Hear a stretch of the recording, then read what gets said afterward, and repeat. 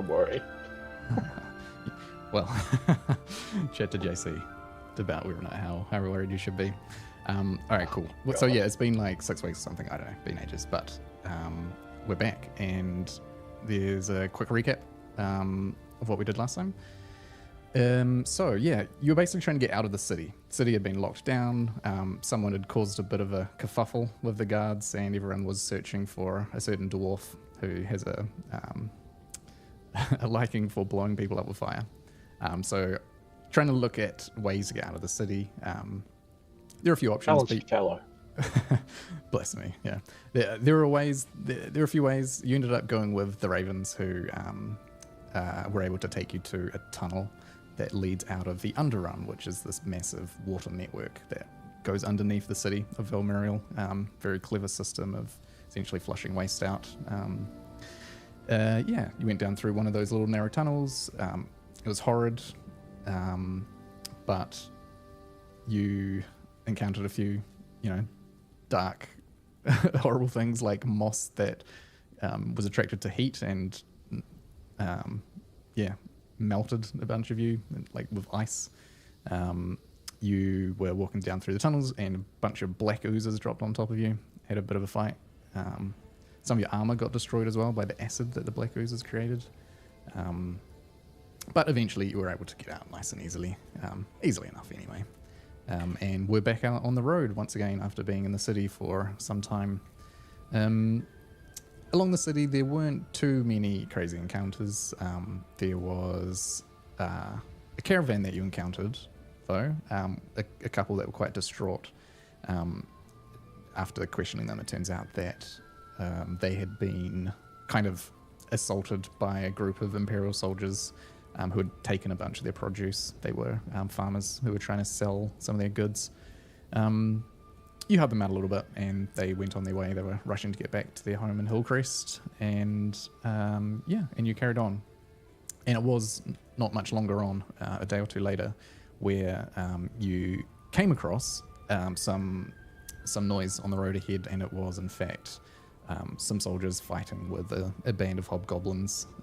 You tried to sneak up, and just as the hobgoblins were about to kill the last soldier on the ground, you opened fire essentially, and you chased them down. 2 of them were immediately killed, and you chased down the last one, the leader, who you kept alive. After a bit of intimidation and a bit of questioning, possibly a touch of torture again, you're able to kind of get an understanding of what they're up to. They've been raiding the highways, and interestingly, Valoran was very persuasive, or shall we say intimidating, and was able to convince the hobgoblin to change their tactics a little bit and potentially only actually assault the Imperials on the highway. And he seemed like he agreed to that.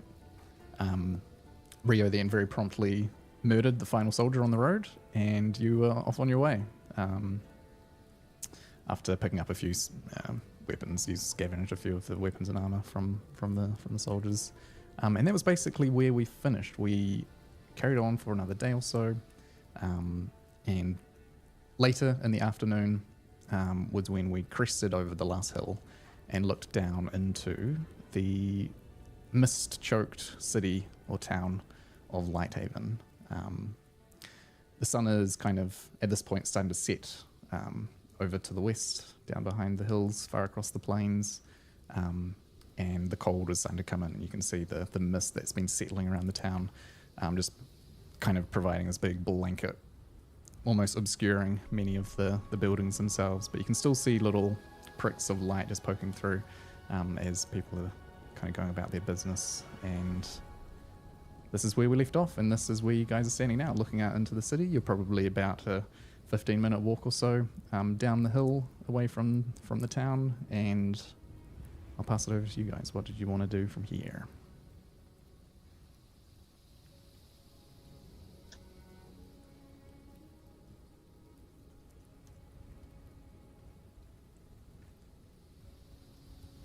Get down there, I guess. Before we go down, we should have a bit of a chat. This is where I was when I got captured before we all Oh, ended up yes. on that goddamn fucking boat. What did you do? Oh, me, I did what I normally do. I just came to town to sell some shit and hid my, you know, dressed like I am, hid my normal stuff, and fucking guards arrested me. Someone dobbed me into the freaking guards. Did you steal something?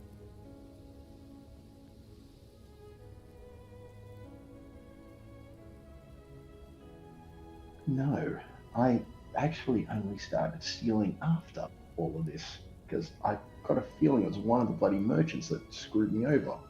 Need to figure out which one of the bastards it was. So last time I came here, I went to the market, traded for some food, went to the blacksmith guy to freaking fix some stuff.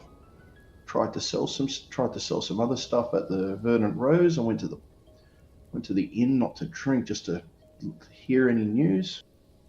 Always trying to find out, well, you guys have noticed I've been asking around every time we find someone that's half elf or elven we've only found half elven, but trying to find out more about my background.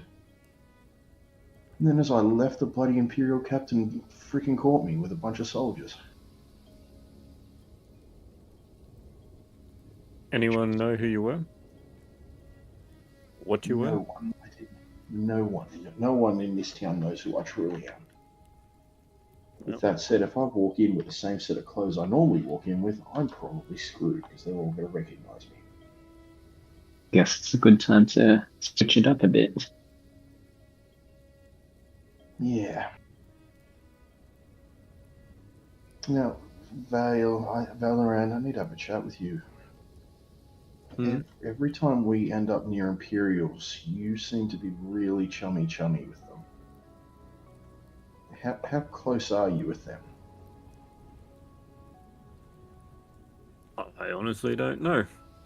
I know I obviously know how to work with them. So, assuming I obviously did a bit of soldiering. Corvus.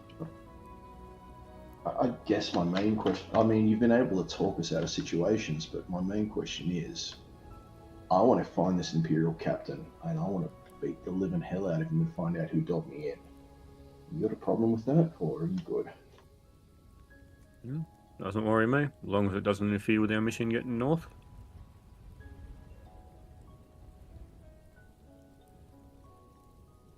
Yeah, well, just I've got two things I want to do in this town. Like I just said, beat the living hell out of this captain, and find out who the hell dobbed me in, and put them in an appropriate hole. Because screw that person. Sounds like a plan. But you've been here before.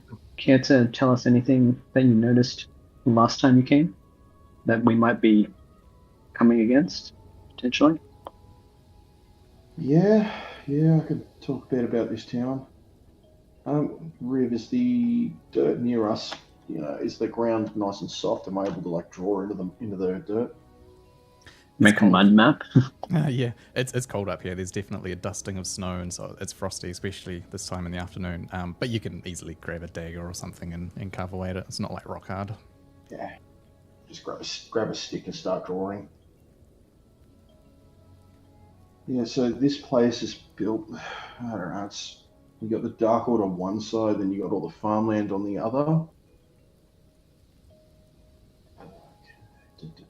That one, please. And then the town's all set up around the Ember Spire. This giant beacon-like thing that they've been here, God knows. No one knows how this place works. Well, they know how it works, but they don't know how long it's been there. Yeah, and as he says this, you can kind of look up to the town, and just clearly poking up above the fog cloud, a huge tower that's just kind of poking up above, visible from all parts of the town. Ancient stone structure. It's kind of blackened in parts, and looks like it's built out of entirely different materials than the rest of the town. I just keep drawing, and I'm like, okay, there's blacksmiths over this way, and there's inn over here. There's a couple of inns over here, and workshops, and marketplace, and barracks. A couple of Yeah, inns. got a It's obviously massive. decent-sized. It's not a village. It's a town. Oh no, it's a decent sized town. There's like 1,000 people that are here. Is there a big wall that goes around it?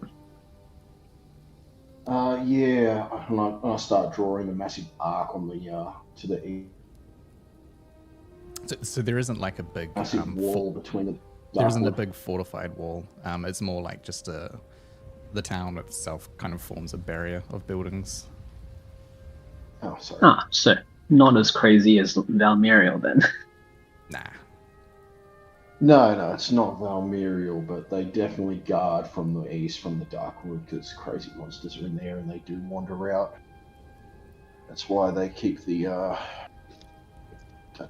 is it called? The Ember Spire lit so they can see stuff. Talking just monsters out there, or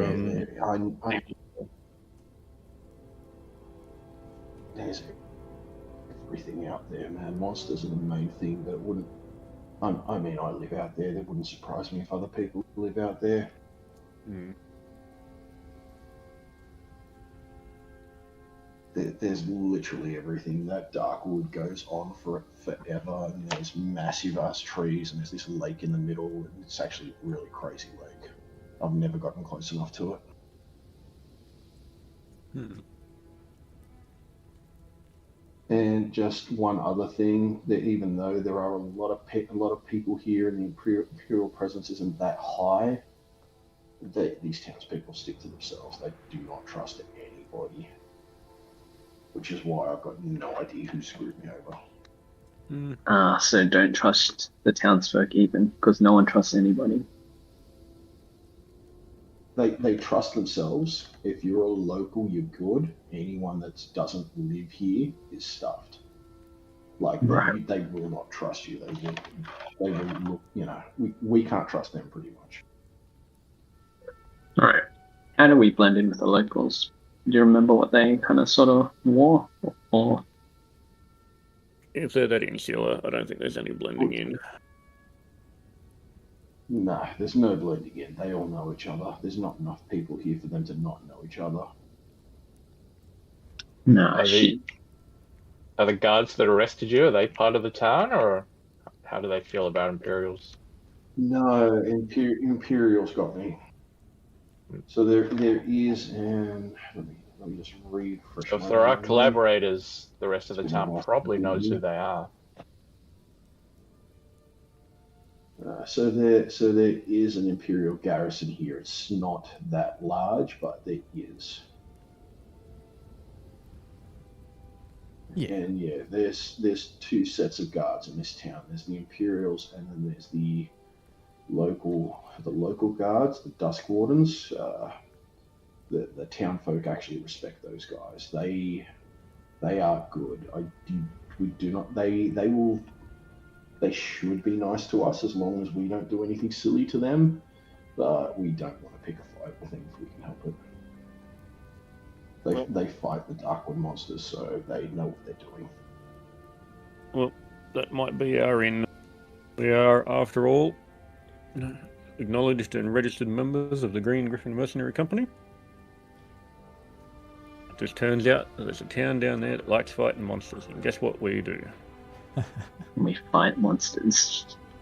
Bring the monster. Fight the monster. Yeah, I don't remember if these guys go on the offensive. They definitely do the defensive work. Yeah, the Dusk Wardens are the local guard. They are sort of the ones of the town for the town. The Imperials are there because the Empire just feels like it needs a presence everywhere. But most of the people kind of look down on the Imperials and try to, keep out of their way and, But there are a separate group, actually, called the Darkwood Vanguard, that Rio you would know about as well.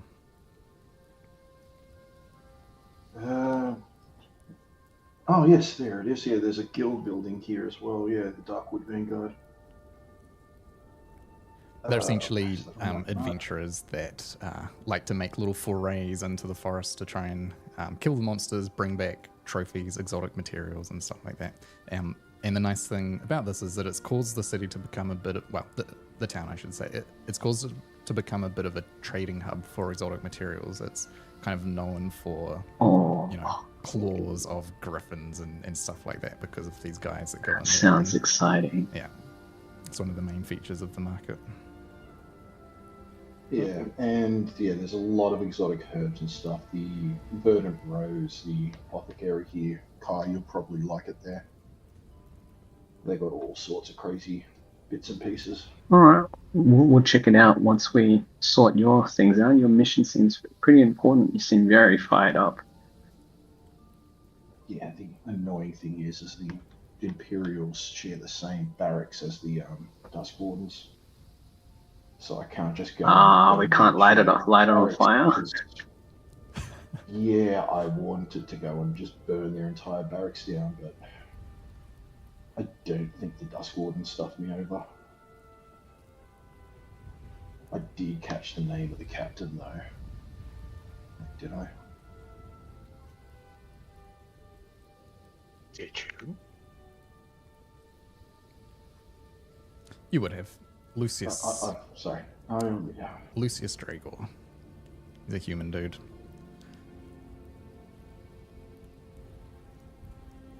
Yeah, Lucius, yeah. I'm roughly the same size as like Kai or Erendor, aren't I? Probably similar, yeah. Unless you... Yeah. Yeah. I haven't picked up a spare set of clothes along the travels, I don't think. You wouldn't have your initial clothes No. because of the whole prison, many days, losing everything. You know, We regained everything that we had, so I had my old bandana and cloak and stuff from before. That's what we found when we found the ship and beat the goblins up at the start. not true. You could wear my stool. I've got this old grey robe that the High Sept lent me. Do you want to borrow that? Yeah, can I borrow that? Just something, not my normal cloak. Yeah, just yeah. I pull it out of my pack and I pass it to Rio. Cool. I know at one Yeah, point I in just town, take my robe off, I, my cloak off, and I know I bought a quality cloak and scarf at some point during the travels. Yeah, that was all the way back in Darmouth. Yeah, because I knew we were going into cold areas. I'm wearing hide armor, so I'm good. yeah, just whatever I could borrow just for this town. Mhm. Because Strap they a did stole break to me your out a head. little bit once they caught me, so But you've got disguise self as well. I You can passed just the look like store. Yeah, but disguise stealth's only for an hour, so it's not going to last forever. Fair. I'm pretty sure it's an hour. Mm-hmm. Yeah, it's only an hour. So yeah, no, I need something a bit more long term. So I take the robe, I take the scarf off Valoran, Mhm. and I pack my cloak away. Nice. Thanks, guys. I will give this back to you once we're done with this town. Yeah, no worries. Kind of after you said all the creepy stuff in the Darkwood, you mind checking around us for tracks and stuff? I feel kind of on edge now that we're so close to Darkwood. I don't want stuff stalking us and whatnot. Yeah, I can have a look around, see if anything's trying to track us. Do you want to roll, Riv, or? Yeah, you can either do a perception check or a survival check, whatever you feel like. Make it good. It's the first roll that we've done in like forever. Not too bad. Not too bad. Yeah, so unfortunately, there's been a bit of a scattering of snow the last couple of days, it appears. So the ground is just blanketed with white. Looking at the snow, you don't see any fresh tracks through it. Mainly, it looks like just muddy footprints on the main road that kind of winds down the hill towards the main entrance into the town.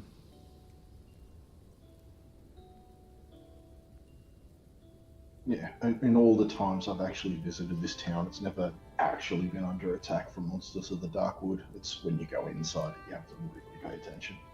Like, they do come out, but it is rare.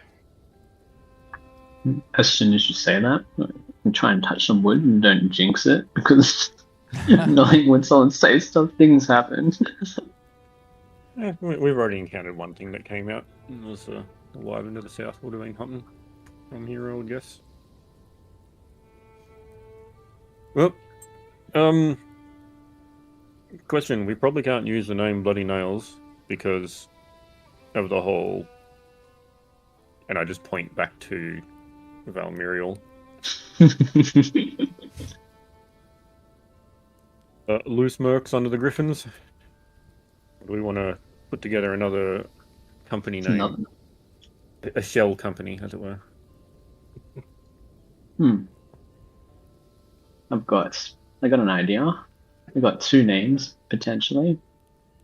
One, maybe Iron Coffin, so we can put the last nail in the coffin. Or we can go with Morning Star, but morning as in, like, weeping. Ooh.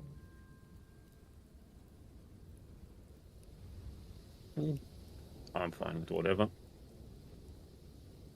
Sure, I don't care. And so Morning that's Star sounds good. alright. I'm cool with whatever. Are you the star? Not quite. I'm the weeping one. Well, you do have the starry form, so... What time is that? I scroll down the list. I vote for the bottom option. None of the above. We are guild, none of the above. Nah, I don't really care. Either or. What time of the day is it, Riv? Three, Yeah, it's pick number 3, my lord. Look in the sky. Yeah, How high is the sun? it's sort of late afternoon now. You can look out across the plains, and yeah, it's kind of seeing a bit more of the surrounding area. You can see, as Rio kind of mentioned, you've got the deep dark wood that just stretches on forever to your east over on the right, and to the west is what would be very fertile plains, farmland usually. Another thing that the town is quite known for is very fertile land out here, and you can just see farms just kind of stretching for miles out to the west, and far over to the west you can see the sun is just getting ready to go and set down behind the hills as we're starting to approach the late afternoon. I guess we better hurry before the sun sets. Yeah, the Foggy Tankard's the main place to stay in this town. Nope. It's literally just as we come in from the west.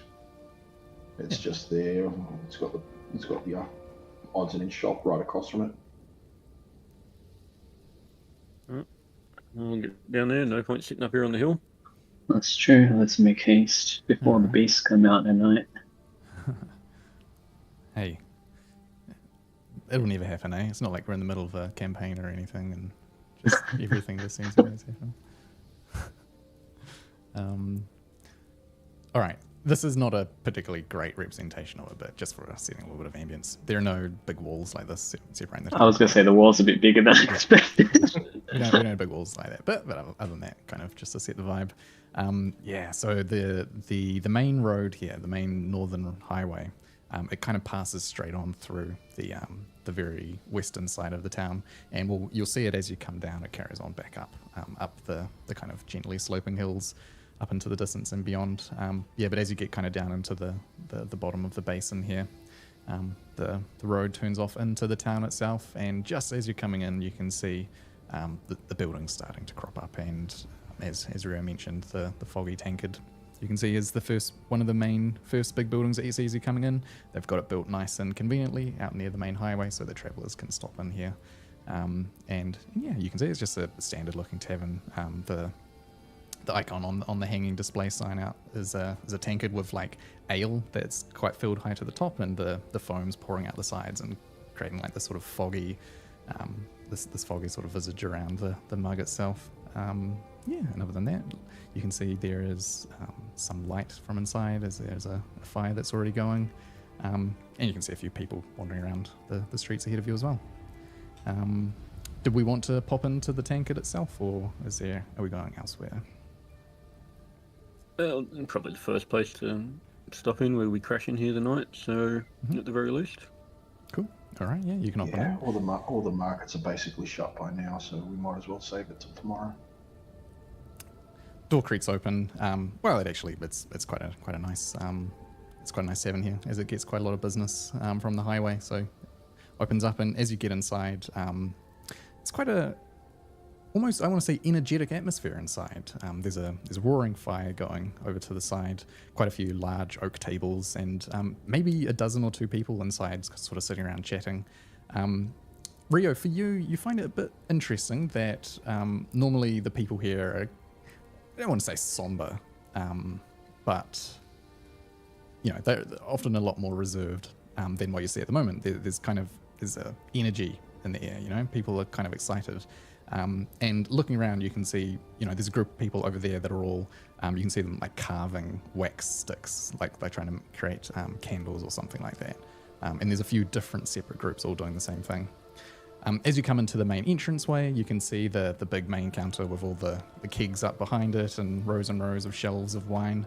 There's a big man, big, huge belly behind the counter, and he's at the moment just kind of like leaning forward with his arm, and he's got quite a kind of cheerful expression, and he's just chatting with a couple there who are sitting at the bench. And as you're walking in, you can just hear him. He's telling stories. He's saying, just as the Ember Warden was about to light the spire, a big pack of these nasty beasts came running in through the streets. And the other's like, whoa, no way. And he's just sort of like, giving some bants.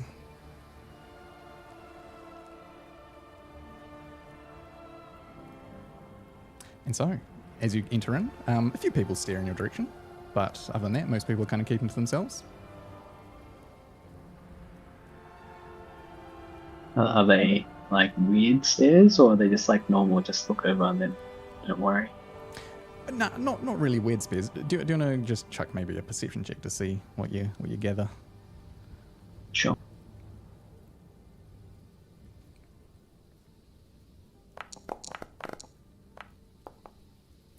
Oh wow, that was an adventure for me on my screen. I saw it go to a 1 and then just flipped over to a 19. Like a decent number of people do look up your way. A group of 5 people walking in at sort of this time in the afternoon. It'll catch a few stares, but it's not particularly unexpected because it is the main tavern that the main highway, it services the main highway, so they see lots of visitors coming through. And I think what you kind of pick up with such high perception check is people are just quite cheerful tonight for some reason, quite excited. And so It must be a celebration. Something must be getting ready to celebrate something. Everyone's cheery. Ooh.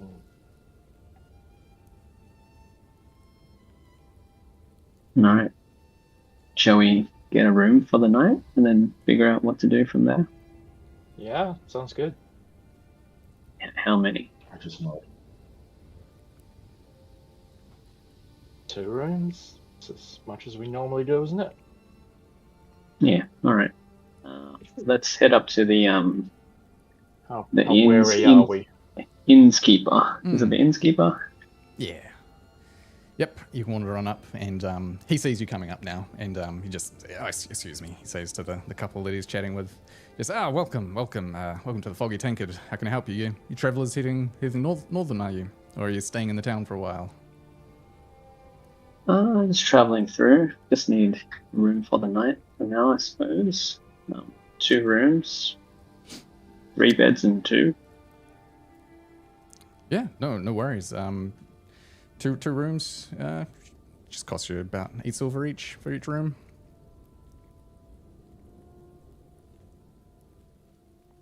No. How much is that? Is that 5 times 8? 40 silver?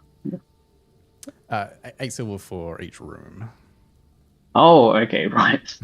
So you meant like each like per person. That's quite a lot. Yeah, that's how I heard it. I was like, oh shit. It's a nice inn, but it's not it's not super aristocratic. Yeah, I hand over 8 silver. Hold on, I'm just gonna fix my money. Cool. And it was going to be 2 rooms, eh? So someone else want to check another 8? Yeah, I'll toss another 8. Yeah. Do the numbers on stuff. Cool. It's 10 silver to a gold, isn't it? Yeah.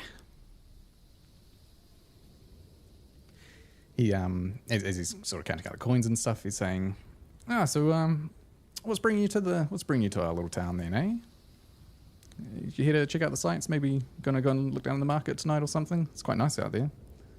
Yeah. Oh, the market's open tonight, are they? Oh yeah. It'll be absolutely thronging, I'm sure. Night like tonight. What's happening? Everyone seems really, really excited. Yeah. Gearing up for the Emberlight Vigil tomorrow night. With the old solstice coming by. Don't know if you guys particularly observe anything, but this town, oh yeah, we take it quite seriously. Ah, we might stay for another few nights, maybe, to see how this celebration looks exciting. Yeah, should be a good one. It's been quite a quiet year this year, so yeah, fingers crossed it stays that way. Ah, quiet. No monsters attacking much. We're looking to do a bit of hunting, looking for some monster work. Hunting, are you? Mercenaries. That would explain your gear. Yeah.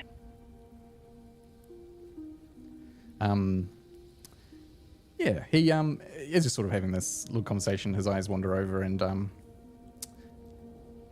Vale, you do see him look at you, and he always does a little double take. And he kind of, throughout the conversation, you can see him kind of just looking up, like he's trying to remember something. At one point, he says, I remember you. Gosh, I never thought I'd see you around here again. Well, you took off last time. Looked like you never wanted to come back, eh? What happened? That's a good question. I'll be honest, I know I was up here at one stage, but I ain't got a whole lot of memories of it, so...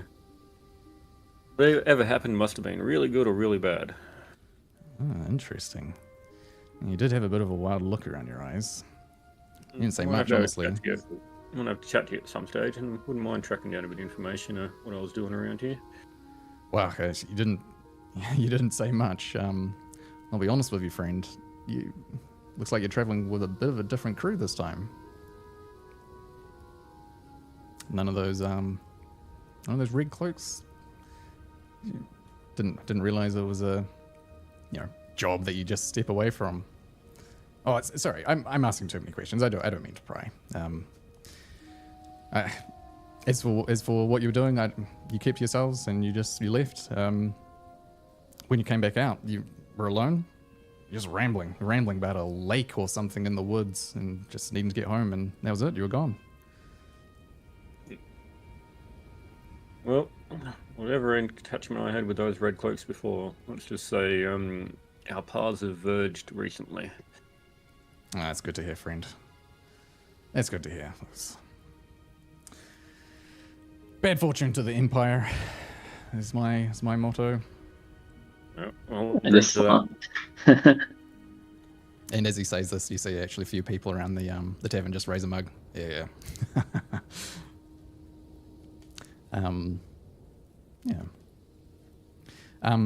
At this point, you hear poof, and the door bursts open. And heading in behind you, walking straight up with purpose to the counter, is a short little woman with bright pastel blue hair that's quite long, goes down past her shoulders, and matching bright blue robes. A dwarven girl, and she just walks straight up to the counter in a bit of a puff. And here say, Tobias, just wanted to check whether you've got the delivery ready for tomorrow. And he's just like, well, calm down, Miss Bubblegum, of course. You don't need to be worrying that little nose off your face. We'll get it to you first thing in the morning. She's like, really? It's very important. I can't be missing out on that. He's like, oh, of course. Oh, it's all right. It's all right, dear. We'll get it to you. She's like, oh, all right. You sure? He's like, positive, Miss Bubblegum. No worries. All right. Well, I'll see you tomorrow morning then. And she turns and whizzes on straight back out. kicks the door open again, and she's gone. I nudged Donda. It's interesting. I won't even ask for a perception check because, as very clearly obvious, when she turned to head back out, she kind of faced you and just nodded a little bit politely as she went back out. And emblazoned in the middle of her forehead is a symbol very similar to Donda's, a silver one, with a different design, and yeah. And she just sort of races on out behind you, back out through the door. The barkeeper just sort of chuckles. Oh, there's a wily one, that one. Good luck. Donda raises his eyebrows and says, "Bubble gum?" questioningly. Yeah, Belinda Bubblegum. She turned up in our town about a month or so back, actually. She's a delightful little thing, but I don't know, a bit energetic potentially for my taste. But she's been quite wonderful, actually, helping the townsfolk with all sorts of things.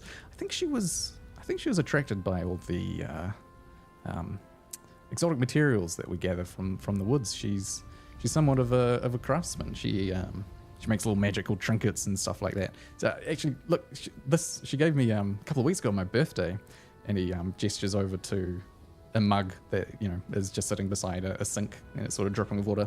He grabs a tea towel and just like drops the tea towel on top of the mug, and the tea towel immediately, like on its own, just wraps up the mug, starts drying it, like turning it over, and then neatly folds itself back into a cute little pile, and the mug is just sitting there perfectly dry. He's like, look at that. Can't complain about that, can you? No, you can't. That's pretty handy. Imagine you had like 100 of those. Could make a whole operation. Maybe I have to ask her about that, actually.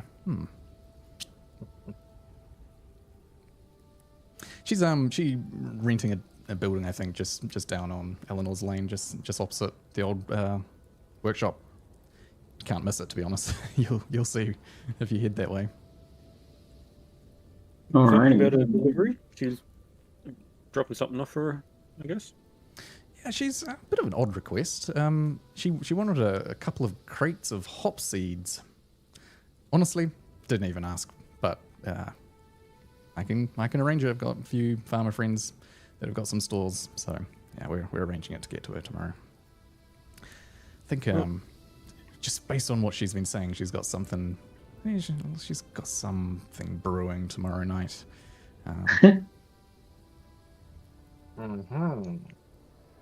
Well, if she's a craftsman of the magical kind, we might want to have a chat to tomorrow. We could always drop it off for you while we're heading that way. Oh, it's not coming from here, and it'll be quite heavy. I've got a cart coming. Yeah, don't you worry about that. Fair enough. So, about work, if we were to leave tomorrow, where might we go to get some work for beast hunting? I don't know about work. You could potentially go and chat to the Vanguard. I don't know if they would necessarily just give you work, as they tend to want to, do it themselves. But it's the woods, they're there. You can go and take whatever you want if you can make it back alive. And the market will certainly be a good place for you to sell any wares that you do manage to bring back. Ah, so it's like a free-for-all. Like you just walk out, kill something, and bring it back. I mean, a lot of people try, and a lot of them don't come back. So you're welcome to. We won't be stopping you. All right, good to know. Good to know.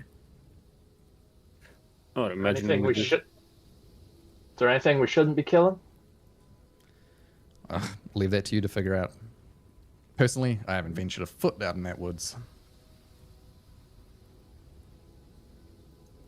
I imagine with this much material flying around, there's probably a few crafters in town that specialise in more exotic equipment. Yeah, there's a good apothecary here, and you'll be able to get all sorts from them. So that's also down on Eleanor's Lane. We've got a blacksmith. He's pretty good. He's been with us for a couple of decades, I think. Absolutely solid materials from there. And yeah. Other than that, I guess Belinda's probably the main actual craftsman that we have. We don't tend to get people coming here to do the crafting. More often we have people just coming to buy and then move onwards. Fair. I'll have to mention this to our friends down Fur and Fang and Muriel, though they probably know all about it. Fur and Fang, can't say I've heard of them, but it's possible they do. We are renowned. JC, you're looking around. There is a waitress working tonight. Yeah, little halfling, I believe. Yeah, she's currently just over serving one of the drinks to one of the back tables. There's a couple of people there who've got just like a stack of candles now, and she's dropping off a couple of mugs and she's heading back in this direction.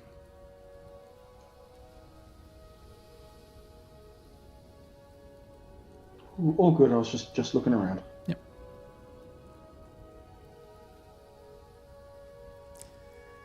Well, the guy says, my name's Tobias, by the way. And yeah, I guess if you do plan on staying for the vigil tomorrow night, you're most welcome to keep the room till then. And if you do end up going out to the woods, well, best of luck to you. But yeah. Well, we'll pay up front before we do.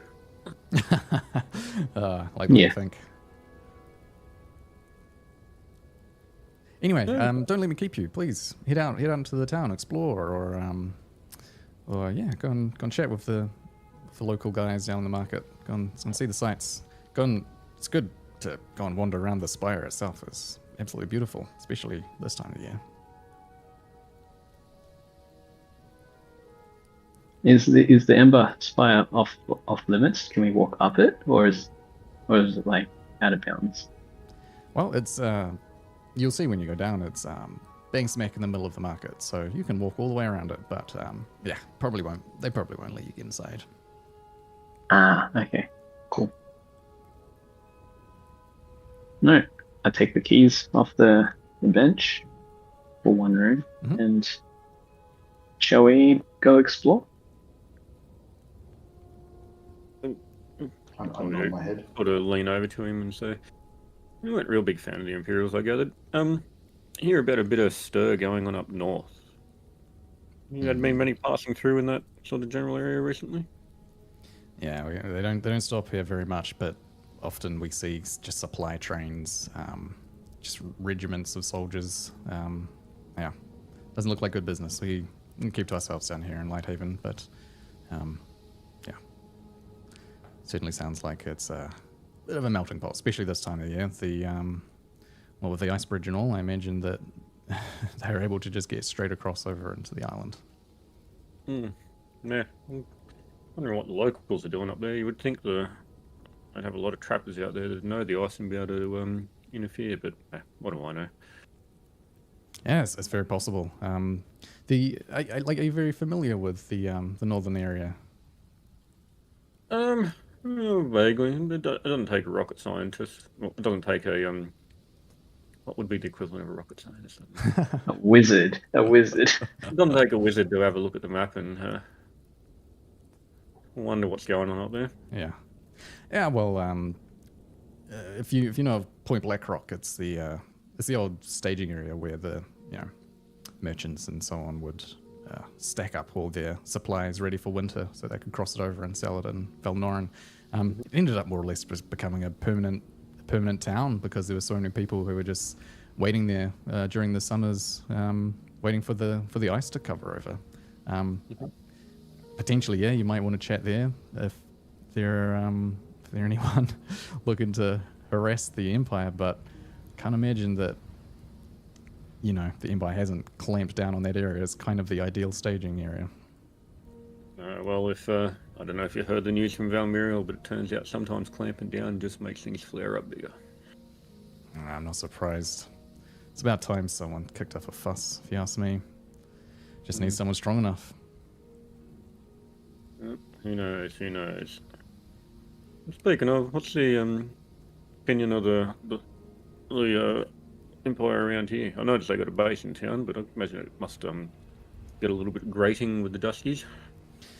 Oh yeah, got no time for them. I'm surprised that they've been kicked out already. To be honest, God, that captain, he's a right asshole if you ask me. His armor's always far too clean and doesn't look like he's done a day of honest work in his life. But we stick to ourselves. As far as I'm concerned, the wardens, they are our true guards. Fair enough. Fair enough. I'll just tip me hat to him and say, well, we should go check out this market. Yeah, all the best. Yeah. All right, you can head out. Yeah, so at this point, it's kind of getting dusky light out there. See a few more lights starting to crop up around the city as sort of hanging lanterns and whatnot are lit. Yeah, you can head down. Where would you like to head to first? You kind of, well, Rio will know where to go, but you kind of got the idea that you can just bank straight through the town to get to the spire. You can see it. You can get straight there, or if you wanted to go and stop in along some of the shops, you can head off down to the some of the other southern streets. Yeah, as we get outside, I go, sorry guys, I'm not good. I know it's been, I've just read it's been like what, 3 months since I've been captured. Yeah. Looks like about going off the calendar. It looks like it's been about 2 months since the ship. Someone just light a lightsaber? Yeah, I'm about to say I just had a lightsaber go off in the back. Yeah, that's my phone. That's my phone.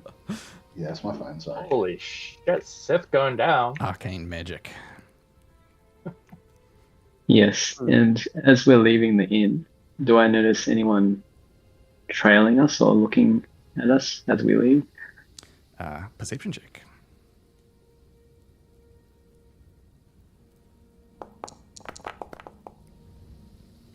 You do not. No. He does not notice them, or they're not there. I don't notice. That is a I don't great notice question. anyone. Yeah. Head on out and we'll... Yeah, once we get outside, make sure no one. Go. I just go, sorry guys. I don't know if they're going to recognise my voice. It's been a couple of months, but still, I don't really want to do much talking if I can help it. Especially around that waitress. She hears fucking everything. Ah, she reminds me of Prax Shea. Seriously, Who's it's that? like she's got ears under the table, under each table. You know Prax? She was the nice girl with the more breakers, but she's not with us anymore. Vaguely. She was the what's it called? Halfling girl that was lookout on the boat. Yeah. Yep. Spent all the times up in the crow's nest keeping a lookout. Anyway, Yep. let's check out this night market. As Cool. we're wandering down, I Yeah, sort I of... also didn't know this market was open. I never was here at night. I always left in the afternoon. Oh, it's all good. Might just be a special thing for the holiday. Yeah. Yeah, I knew of the holiday. I just didn't know that the market was open at night. Yeah, so you guys would know this, as you have lived in this world for some time. Today is the 14th of the month, of the second month of winter, and tomorrow is the 15th. It will be the winter solstice, the start of the new year. So tomorrow will literally be the first day of the next year, and both moons will be bright full in the sky tonight, and yeah. Dangerous. It's always a kind of a special time in this continent. So yeah, cool. As we're going to go start exploring through the town, do you want to make a beeline straight for the market, or do you want to do sort of a loop and check out some of the shops on the way, or do them on the way back? I mean, we got time to burn. We can go low and slow, explore a big loop, and take our time. It's only is it late afternoon, right? Or is it like It's probably early evening. early evening? Yep.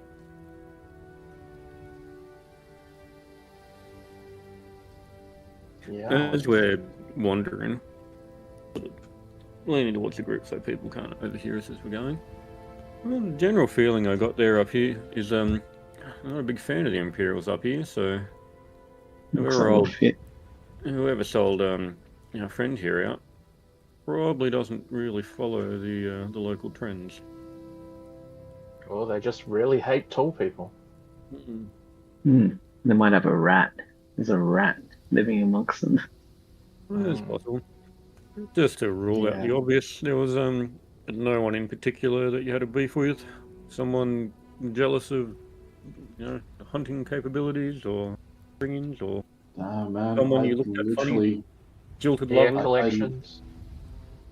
No. I literally would just come in just to get some tools repaired and to sell the bits and pieces I found. I would not talk to any. I didn't talk to anybody. As we're walking, can I do a full head on a swivel, just making sure no one's following us? Nothing. Yeah, No risk? absolutely. Yep. Your passive perception, I'm keeping an eye on, and you're good for now. Did you want to roll a perception check? Yes. All right, man, go for it.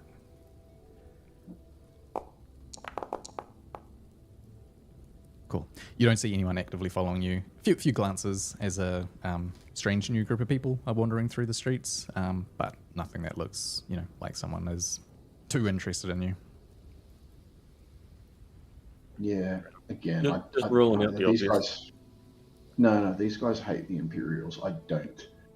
I think I got turned in for the other thing, not because of Imperial thing.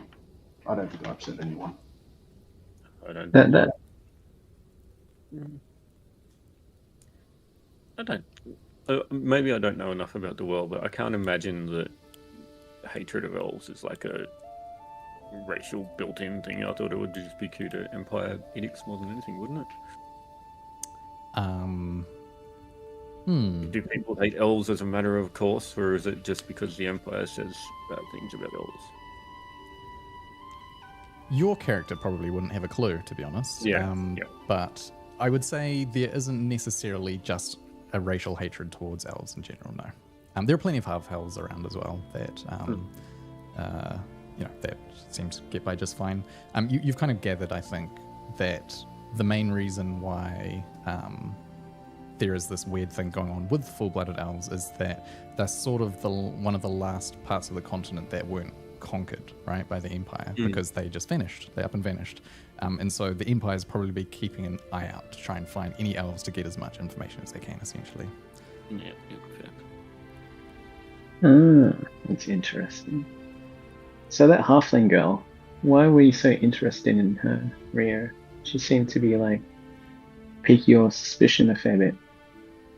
No, it's more that we just don't say anything near her, because even if she's just in the general vicinity, she just seems to have, she hears everything.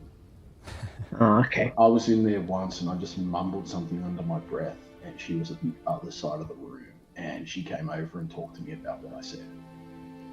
There's no way anyone could have heard that, but she, hears everything. Right. Okay. So she got really good ears. Mm-hmm. That's what it feels like. She just heard. Yeah, just try not to say too much if you see her nearby. I don't know why she's hearing. I'll keep that noted. You're kind of walking, talking at this point, and you turn down the street that Eleanor's Way, I think it was, or Eleanor's Lane. And there are a few houses down here. You can see a couple of people going, walking down. Got their cloaks up, their hoods up, just to kind of get a bit of warmth from the cold. So there are a number of shops along the street, more permanent ones, unlike the pop-up ones over in the market. Which one would you like to stop at first? I guess as you're starting down the street, I will point out that the very, very obvious sort of first thing that you'll see is a kind of normal-looking home, just the sort of place that someone would live in, except it looks like it's been modified somewhat. Just along above the main door, you can see in bright pink letters, just sprawling across in a curve, it says Belinda's Chest, just it's a bit of a contrast to the kind of more somber buildings around. And there are these painted circles again in like different pastel colors. Like there's blues and greens and pinks and yellows and stuff like that.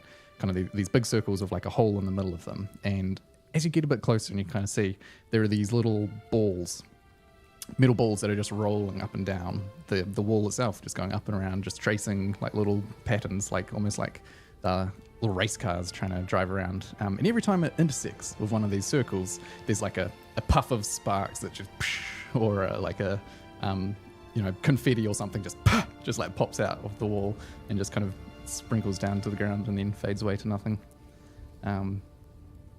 Yeah. And then, further ahead you can see there's what looks like a more kind of sturdy woodworking shop. You can see a classic telltale sign of the blacksmith further on down the lane. Can I touch one of those balls on the wall?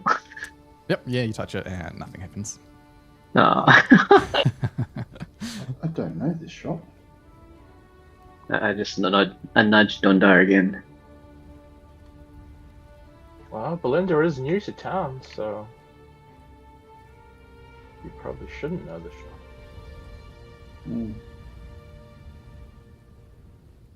I mean, if this is the road, if this is the road that Ryu would know it is, I know that there's the carpenters on this road, the blacksmith's a bit further down.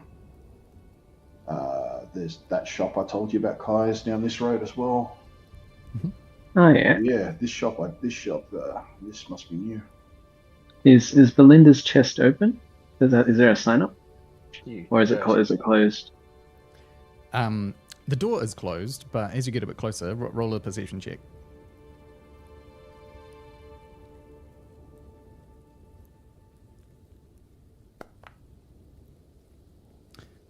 Wow, yeah, you got a good perception. You can hear commotions going on inside, like bits of steel clanging, book dropping on the ground. You hear the odd like curse from a woman.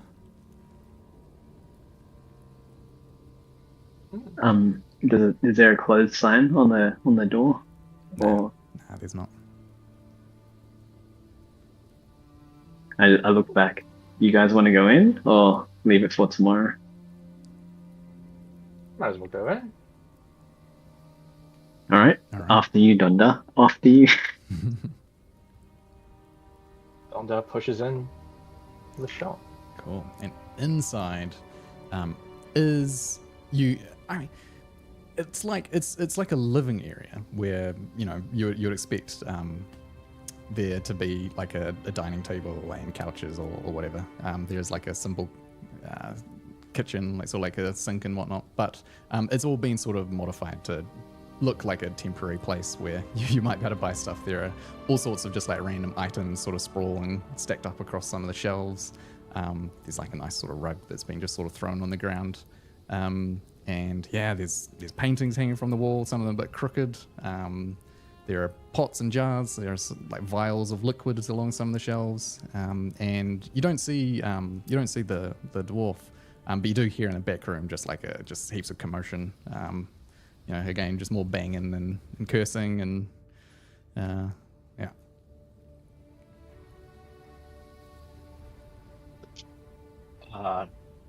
And sorry, I should loudly. say. Yeah, sorry. One more thing. Just as you walk in, you hear a really, really sharp voice directly above you that just says, "Visitor!" And you look up, and there's like a little stone bird that's sitting on the door. It's just like perched there, and it just like squawks as soon as you walked in. What did it squawk? I'm not going to do that again. You can watch the VOD. It peaked your mic, I think, so we couldn't really. Yeah. It was so high that I was like, it sounded like. Yeah. Essentially, just called out visitor.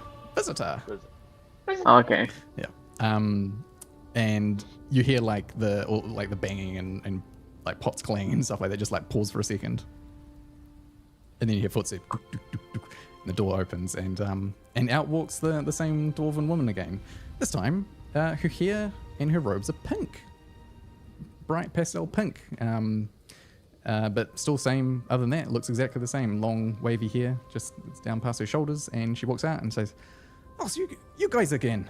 What can I do to help you? I'm a bit busy at the moment. I would like to decant like a cup's worth of water out of my endless water decanter and float it above Dondar's head and make it pink, like a pink orb of water floating around Dondar's head above him. With your shape water cantrip? It was my shape water. Yeah. She looks at you and she just like claps. Oh, that's very beautiful. Let me have a look at that. And she comes over and grabs the water. Oh, it's a decantler of endless water. Oh, very clever. Where'd you pick up that guy then?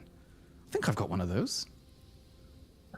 Back down in a city named Kamar. Oh, come on. Very nice, very nice. Haven't been there myself. Oh, excellent. Oh, well, have you got any other magical trinkets? Love to see them. Not on me, but I think other people might have some stuff.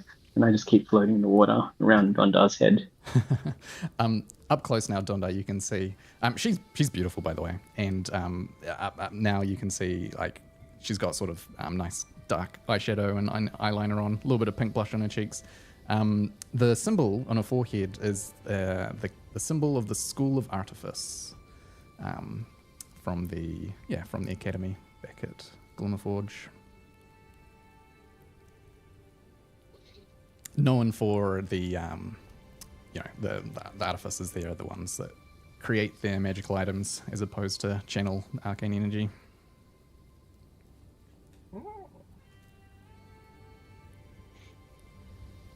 Dundar says I think we have an amulet that can talk to spiders. Well, that's new.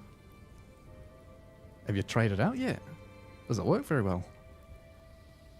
Not yet. Do you think there'd be much cause to use it? Your accent is catching.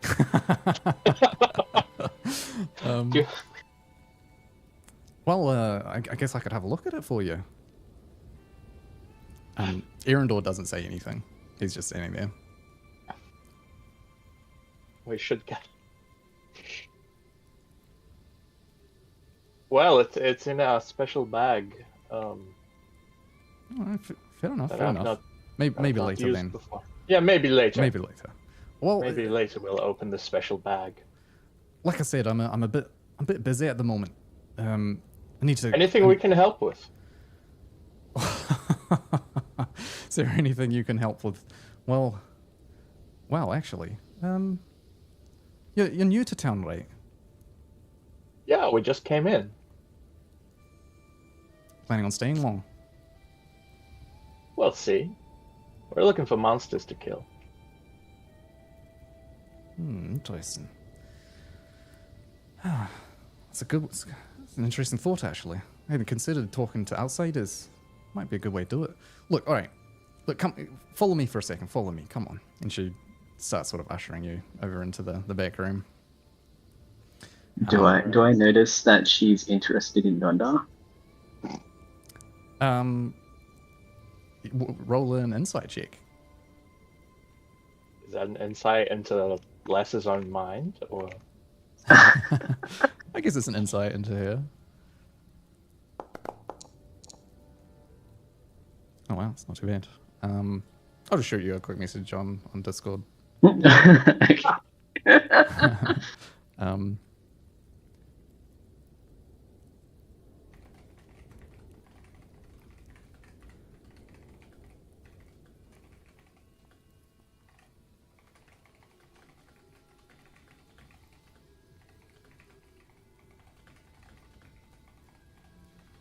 Ooh.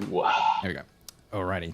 So if you wanted to follow her into the back room, or some of you can stay and sort of browse a little bit, you can see like all sorts of like just random trinkets and items, just a hoard of little things all spread all over the room. But out the back is just chaos. It looks like she's really prepping for something. You can see there's one device in particular on a bench that she's kind of like plonked in the middle of this back room, probably like an old bedroom or something like that. It's steel. There are like all sorts of these magical runes carved into it. Some of them have got like bits of similar sort of pastel-y color.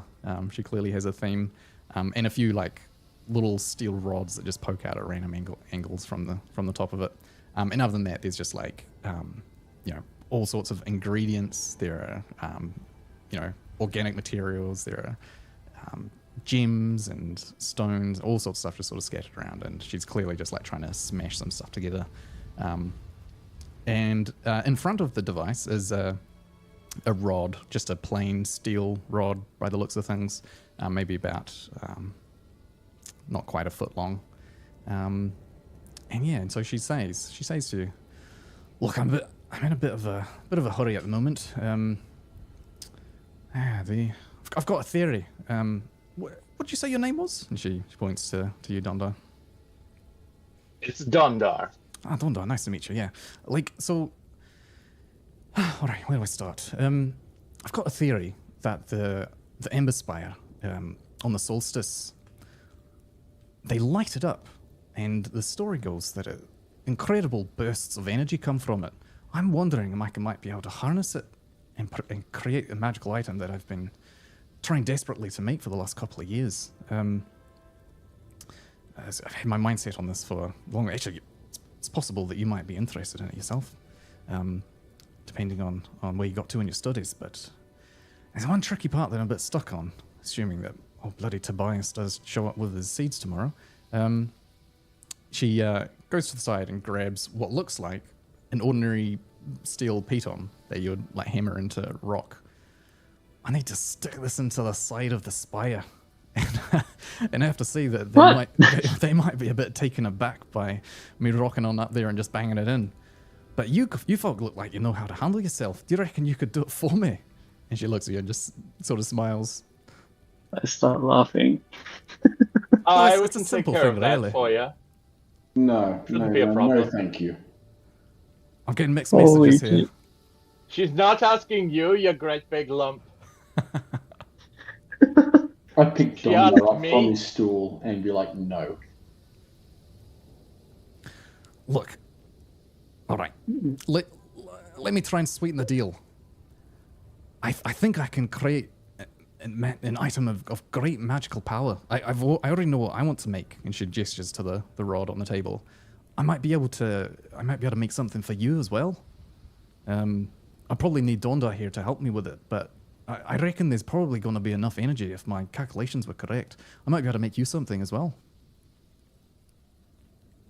So it doesn't have to be tomorrow. We can just do it tonight, right? We can just if we're able to just sneak up, hammer this piton into the wall. Does it have to be very high or just on the side of the wall?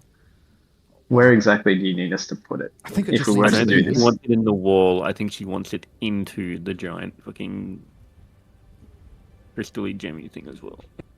Crystal. Okay. Just somewhere into the side of the spire itself should be okay, I think. I mean, you probably don't want to just stick it down at ground level. Someone walking around might see it, but I think it should be alright just in the side of it. So how many feet are we looking at? Like 5 feet at the side of it, or like 10 feet? Is there a proximity in the feet? No, I don't think there's a very specific place it needs to be. Just as long as it's in there, I think it should be able to catch the energy based on the enchantment I put on this. And she like tilts in the light a little bit. And you can see all sorts of carved runes up along the side of the steel. And she says, "Well, I'm only going to have one opportunity for this. As long as it's in place before tomorrow night when the solstice starts, then it should work, I think." Well, I'm down to do it. Excellent. I'm glad to hear we're all in agreement then. Look, I will keep to my promise here. Give me a second. Let me find out. I've got a whole list of stuff that I've been meaning to make, but just haven't had time to. I'll give it to you. See if there's anything that piques your fancy. And she goes and digs up some notes, tossing papers around, trying to find some, until eventually she does find this. While she's digging into her notes, can I lean over to Dondar and whisper in his ear?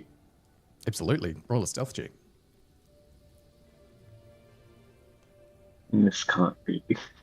I'm just reading this list, and out of game me is saying the ramifications of this must be extreme because these items are not little items. I was alt-tabbed. I didn't even see the list until I clicked back for the stealth check. Oh, I thought you posted it in Discord. These are not little magical items. These are These are big. extremely powerful magical items, and therefore the blowback on this must be extreme.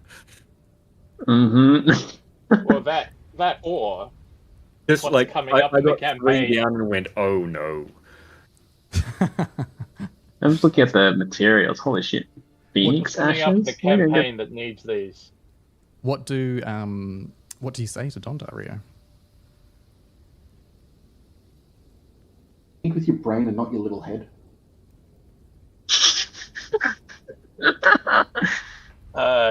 Does Dondar need to throw a perception check to hear that?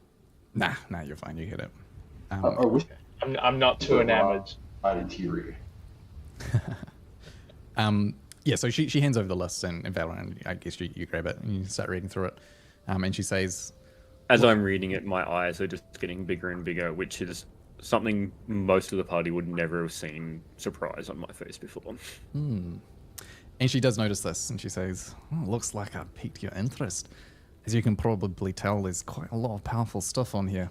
Look, these are the sorts of items that could take months, if not years, to craft from someone like myself, but I'm fairly certain, I think my calculations are correct, I reckon I can make one in a single go. That said, though, I don't have some of these items, so if there's anything on there that you like the look of, that sort of tickles your fancy, you'll probably have to pop down to the market and buy the ingredients yourself. But I can tell you this, it'll be a far sight cheaper than going and buying it from any of these scam artists around the cities. I just look at her and go, and the blowback. What do you mean? There's a hell of a lot of power going in here, which means there's a hell of a lot of power going out somewhere else. Do you mean, are you wondering what I'm crafting? I'm wondering, if you're pulling this much power out, what's it going to do to where the power's coming from? That's a good question, actually.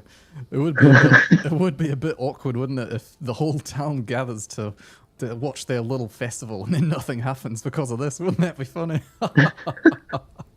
No, I don't think that will happen. From what I've heard, this will be able to be a drop in the bucket compared to what that tower generates. Can you tell us Just anything looking about at the tower? items. The tower? Well, you'll probably notice when you go and look at it. It's clearly been here for centuries. And from what I gathered, most people actually don't have a clue like how it got here. The assumption, of course, is that it was from one of the older civilizations on the continent, just some remnant. There are actually a few other little buildings you'll probably see, just the ruins scattered around the town that sort of crumbling away. People don't go near them too much, but clearly it was put here for a purpose, and the townsfolk have been using it. Whether or not they're using it to the full potential, who knows, but... What are the townsfolk using it for? Well, they seem to light it up whenever there's monsters come out from the dark wood. It seems to scare off a lot of the dark and nasty ones and provide enough light for the soldiers to come out and fight them. Oh. So the Imperials haven't taken up residence in it? No, gods, no. The Ember Wardens keep them out for sure.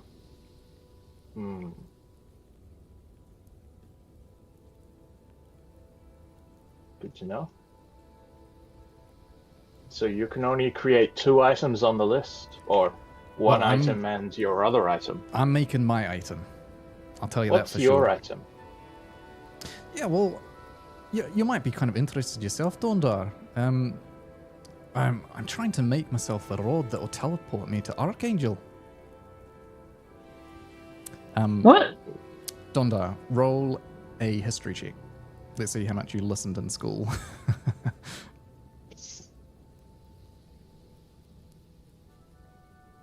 Would anyone else have any idea what Archangel is? Probably not. No idea. Unless any of you rolled a natural 20, I don't think any any of the rest of you? Everyone roll. Everyone roll. Okay, you can all roll. Is this history? I mean, I'm not going to roll because my guy's backstory would make sense. Yeah. It sounds familiar. Yeah. It does sound familiar to Dondar. So yeah, you would know, and you would have heard in the school while you're studying. Archangel is a bit of an enigma in the world of magic here in Elandis. It's something that pretty much every wizard aspires to reach, because it is a flying city, essentially, a flying ship that is just constantly traveling around the world. And it's a beacon of knowledge, essentially. It's just centuries and centuries and centuries of wizards who travel there to study and collaborate on magical spells and take their notes. They'll store knowledge there, they'll craft items there, but they don't live there. It is entirely guarded by arcane constructs that prevent any sort of conflict from happening. So you might have two different factions on different sides of the world that are at war with each other, and an archmage from each of them could go to Archangel to study, and they would cross each other in the street, and they wouldn't even blink at each other. Essentially, it's like this strange sort of neutral ground where all the wizards just kind of have this acknowledgement of kind of respect for it itself, and it just sort of flies itself around. There have been, I guess, stories of people that have got into scuffles or fights or conflicts, and the arcane constructs immediately clamp it down, and people are forcefully removed from the city if anything goes wrong. And no one lives there. People only pop in to visit. You know, there are living quarters where you might stay for a couple of nights, but in general, people will just come and go. And so you can imagine it would be an absolute dream for someone like Belinda to go to get knowledge. And it's usually something that, wizards aspire to get to. And the rule is you can only go there if you can get there yourself, i.e. you can't have someone take you there. You have to find a way to get there yourself, whether it's through learning a teleportation circle symbol or learning the teleport spell itself, or visually seeing it and then teleporting to it, all sorts of things like that.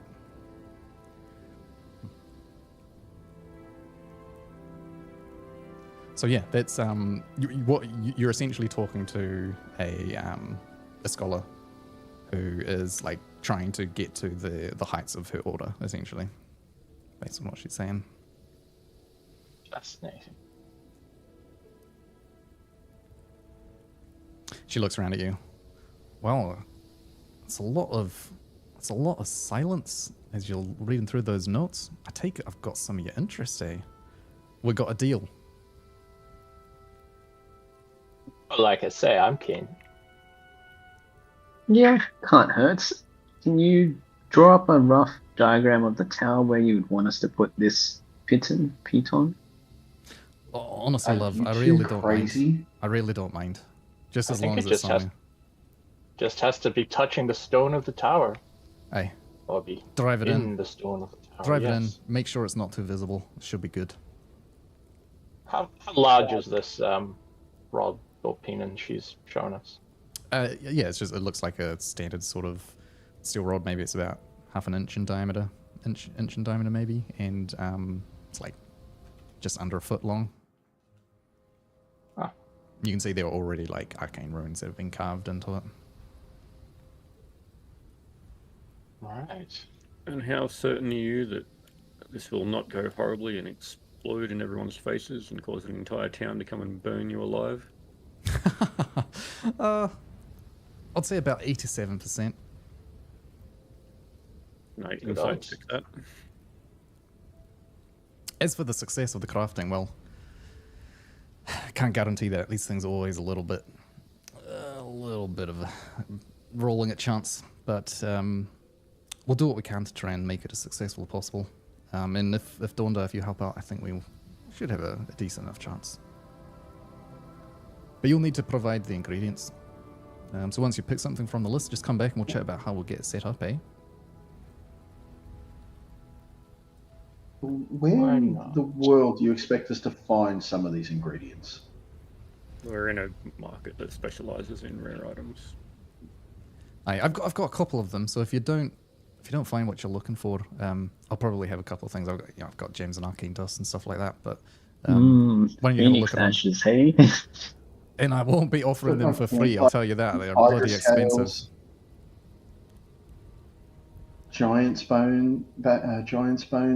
You're crazy, right? I know the Darkwood has some crazy stuff, but not all of this stuff's in the Darkwood. Aye, not everything in the market I think even comes from the Darkwood. People trade, people travel.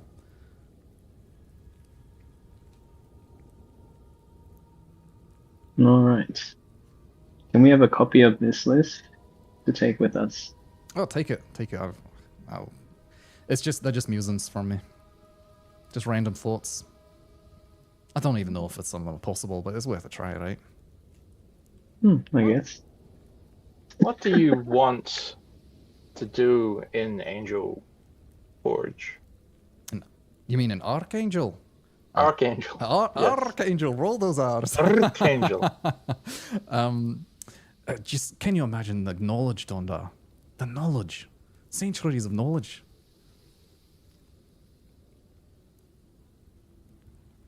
All the knowledge in the world. Last question. How do you feel about the Empire? I didn't know this was an interrogation.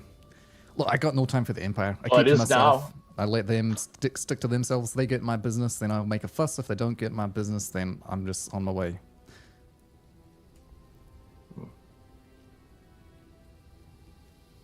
Well, why not?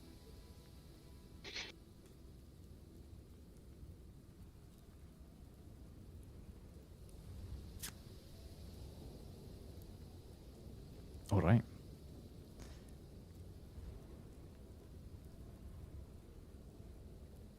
All right then. Are we good? What are we thinking? Have you guys have you had a bit of a look? If you I'm happy to like metagame a little bit and tell you what the items actually are if you want specific names, or you can kind of just like pick something that you like the look of and take your chance. You can probably figure out what most of Some them of are. them are reasonably obvious if you Yeah. get any idea of items. Some are Jesus Christ. Yeah, it's a big list of rare Some magical of items, those rings look good. which you guys don't have any rare items yet. Mm-hmm. And the Necro Sword at the bottom there, that would be very good in Valorant's hands. I've played with that before. It's not as amazing as it looks. Really? Yeah. I guess, yeah. Normally the enemies don't heal too much in fights, do they?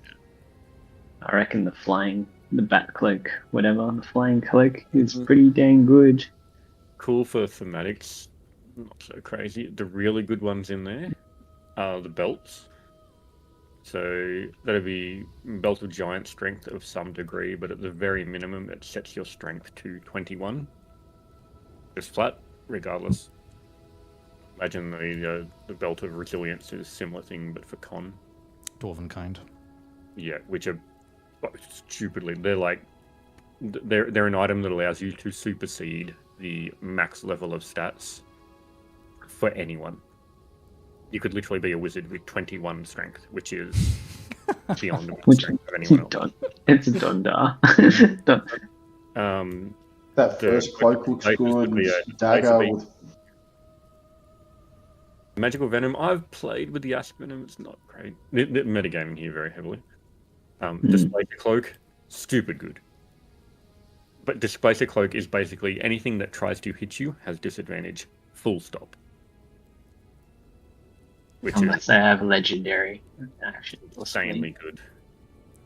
Flaying Tom weapon, it's alright. I don't know about the orb, but I don't think it's amazing. Imagine the cloak and the ring that protect are just like a +1 or a +2 cloak. The cloak is specifically spell resistance, so spell advantage on saving throws against magic. Okay. Not bad. Ring of Freedom. Ring of Spell Storing, pretty good. Because anyone can store a spell in it, I think.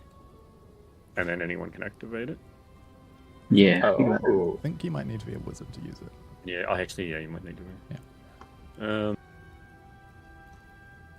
Magically enhanced weapon deal extremely deadly blows. That's probably like the crit sword. and sword.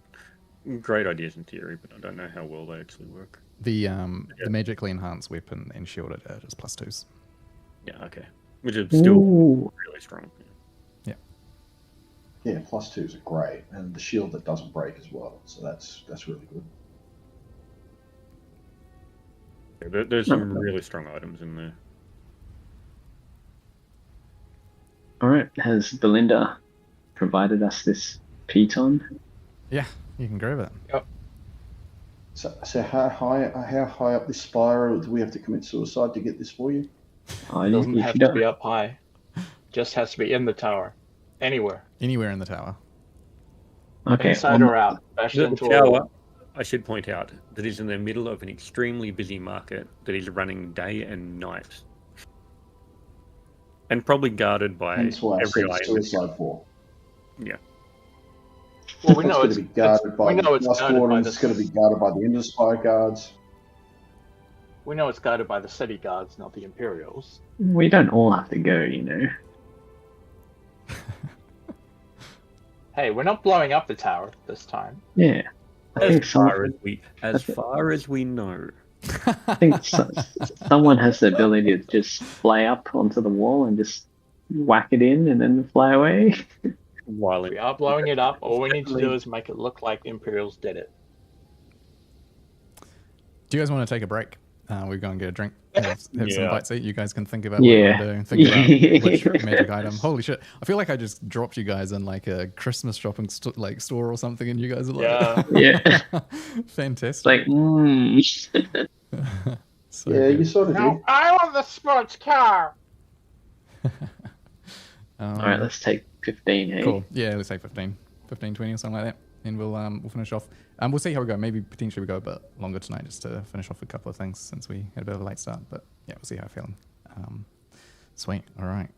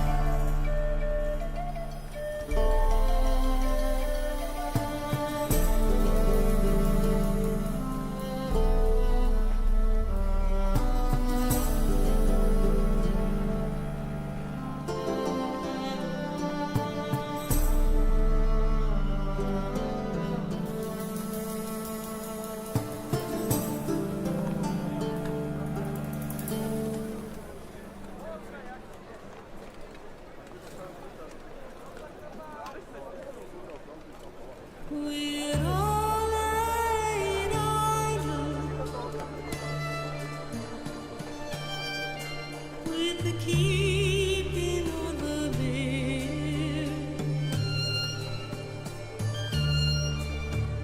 The lad will lay work and the lass will learn.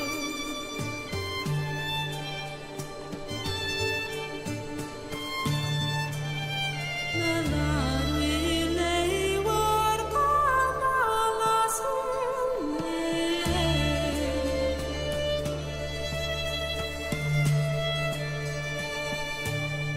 The lies are long in Barbara, bonny and more.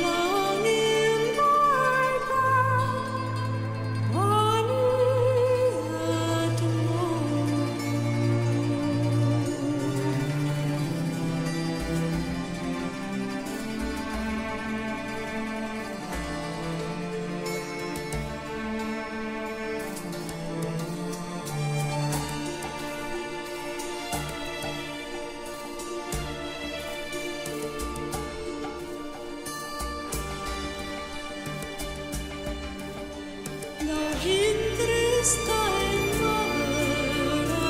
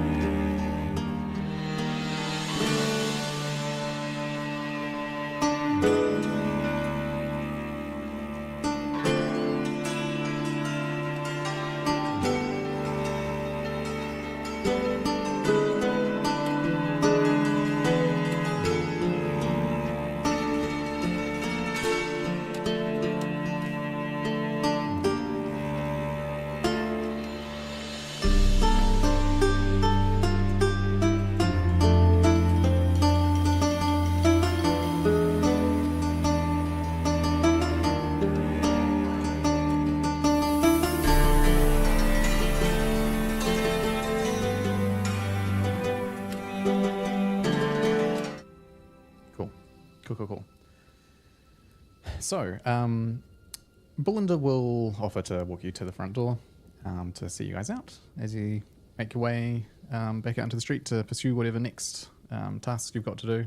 As you kind of go on and she walks out into the main room again, you see her like lift up her hand and she reaches over and grabs a big ring that she's got on her finger and she just twists it. And you see currently the ring is a bright pink color, like this kind of jewel that's sitting in it, and it matches the color of her hair and clothes. And as soon as she kind of like rotates a dial on the outside of it, the gem turns to that same pastel blue color from before. And like those sort of magic tricks you see that the stage shows where there are the fast changing dresses and stuff like that the girls do, where it sort of like drops from the top and just like completely changes their clothes. That's essentially what happens. So hair just sort of unravels and a whole new set of hair that looks exactly the same but a different color. And same with the clothes, they just kind of like unfurl and form into the same set of clothes, but now that same blue color again as before. She does this as she's sort of walking out into the main room, opens the door. As she gets over there, the little stone bird perched above says goodbye, and she's like, "Oh, shut up! All right, well, friends, it's good to meet you all. And yeah, I wish you all the best of luck out there. Let me know if there's anything else you need, and I'll hopefully be seeing you around. And you can pass on through unless there's anything else you wanted to ask her about. Out into Thank you. Yes. Just quickly, that ring you have there. Hey? What that ring you used to change your appearance. What is that a simple trinket to make? Oh, I wouldn't call it simple, but it's one of my inventions. Something I'm quite proud of. One of the first items I made, actually. Really? Yeah, cute little Being thing. able to change your disguise or your appearance at will. Aye. So without a spell, that's pretty good. Yeah. It's just a simple little thing. Bit of a party trick more than anything, but I like it. Gives me a different flavor to put on for different people, you know? Would you sell such an item? Well, I wouldn't sell you this one, I'll tell you that. But I've got some other things, potentially, that you might want to look at. Okay. We'll keep that in mind for next time. Excellent. Well, I'll be seeing you then. Toodaloo. Cool. And you can head out into the night. Sweet as. All right. Where to next? As we head out, I dispel the water, but I don't make it splash on Dondar's head. I'm just closing the curtain, but you guys chat to decide what you're doing. I'm still here. Alrighty. I was very tempted to use my cantrip to make you emit an odor. You could have. Why did? I'm not gonna even ask why you didn't. But you know, I think she likes you. Yeah, because you don't want to smell bad in front of a beautiful girl. You don't want to be next to someone who smells bad. Especially when Arendor here always says that you smell bad. I only speak the truth, Arendor says. With a completely straight face. I think she said it well at the end there. She puts on whatever she needs to deal with whoever she's talking to.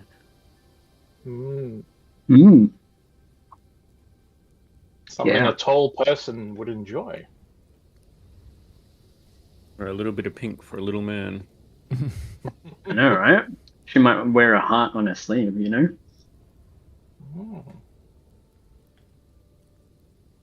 Cool. Alrighty. Where are we going now then? So we back out onto the street, and yeah, there are other shops along here that we would have seen before. So there's the workshop just across the way, the blacksmith's just a little bit further along, and the apothecary's down here as well.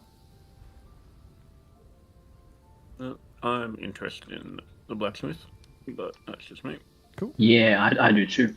Yeah. Rio, are you asking about the one you just left? Yeah, the one we just left. What was that one called again? You can look back at the big print, pink letters on the outside. It's called Belinda's Chest.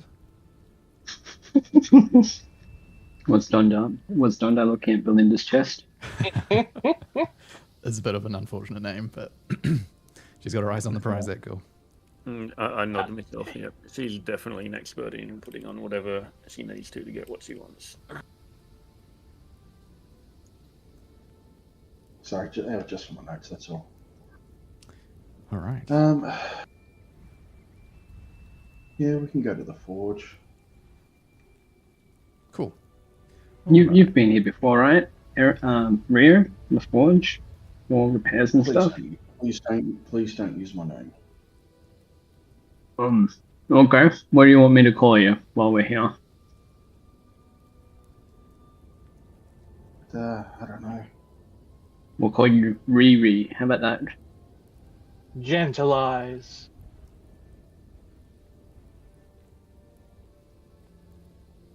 Anyways, there's another dwarf in the forge. He's fairly skilled. Alright. He's always able to fix up the tools I need. Down the way to the ironclad forge. It's a nice solid structure, this one, built of stone. Nice warm glow. It, kind of like emanating out through the windows and the door that's currently open. Double doors. You notice as you're kind of heading down, all the houses and stores, a lot of them have got like hanging candles from, like the awning over the front of the balcony or something like that, or just hanging off a fence there. Couple of little candles just lit, just kind of hanging around. Definitely there's a bit of a theme going on. And yeah, the blacksmith has a couple hanging as well. As you're starting to head up, you can hear the telltale signs of banging steel on steel, and you can head inside, and it looks like just any other forge you've seen. Nice big stone floors that kind of opens up into a large forge with glowing heat pouring out towards the back of the room. A few like workbenches along the side, and up towards more the front where you walk in, you can just see a few display cabinets that have got a few like already pre-made weapons, and along the sides you can see all sorts of hanging tools and things like that as well. But yeah, you can see currently towards the back of the room, banging away on the steel is a dwarf, a sturdy-looking guy, big grey beard, intently focused on what he's doing.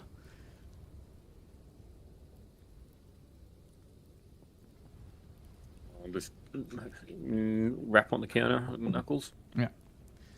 Looks up. Not going to interrupt him, but I know there's people here. He's got a bit of a gruff expression on his face. He just kind of nods at you and carries on working for a little bit. Puts one particularly strong bang into the steel, and then kind of tosses them down, chucks the steel into some water to quench it. Wipes off a bit of sweat, wanders over. All right then. Well, strangers in town, eh? What can I do for you? Well, I might be doing a bit of work in the area. Worst case, we're moving north. I figure a town like this that deals with a few Nazis out in the woods probably has some quality armor. Yeah, we got bits and pieces. Anything you're looking for in particular? Yeah, you see his eyes. He looks around at all of you and like really kind of checks you all out. To you, Dondai, you see him nod, and he does that same gesture that Gromdal way back on the Moorbreakers did to you, the sign of strength between the dwarves, strength against the rebellion, or for the rebellion, I should say. Dad nods back. Do you return the motion, or do you just nod? Kiwi has forgotten the motion, but if Dondar remembers it, he will return it. Dondar definitely remembers it, yeah. It's like fist to the forehead, yep. Fist to the heart, yeah. Oh, yeah. Do that back. Yeah, he nods at you. He's like, good to see you, dwarf. What's your name? Dondar. Nice to see a friendly face. I'm sorry, lad, what were you saying? You're looking for some armor? Yeah, what do you got on the heavier side? Oh, all sorts. We got chainmail, we got breastplates. Was there anything specific you need? You want me to try and measure you out? Get you something? Saying if you had anything on hand of a size a bit heavier than this, and I just slap on my splint. He leans forward and kind of taps on it. Yeah. It's a bit crude, if you don't mind me saying. It was a bit of reworked from a rework. Ripped off a hobgoblin lord that was obviously ripped off someone else, and fella tidied it up a bit. Oh yeah, certainly looks like it's been through the ringer. Alright. So I take it you're looking for a full-on plate then? That'd be the ideal, but I do know it is hard to come by. I do actually happen to have a set. Let me give you a quick measurement, see if we can fit you in it. I mean, he goes and grabs a piece of string with some notches that have been sort of dyed into it and starts taking your measurements. All right. D20 roll again. You can do it this time, bro.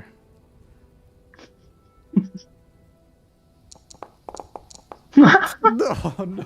Jesus. I'm so sorry. It's just a bit too big. I'm afraid this one's a bit more of a frail size. I can probably try and make some modifications to it. Might take a bit of time though. Nah, if it's going to require that much modification, might be better off to look at commissioning something a bit more complete. Yeah. I'm sorry, friend.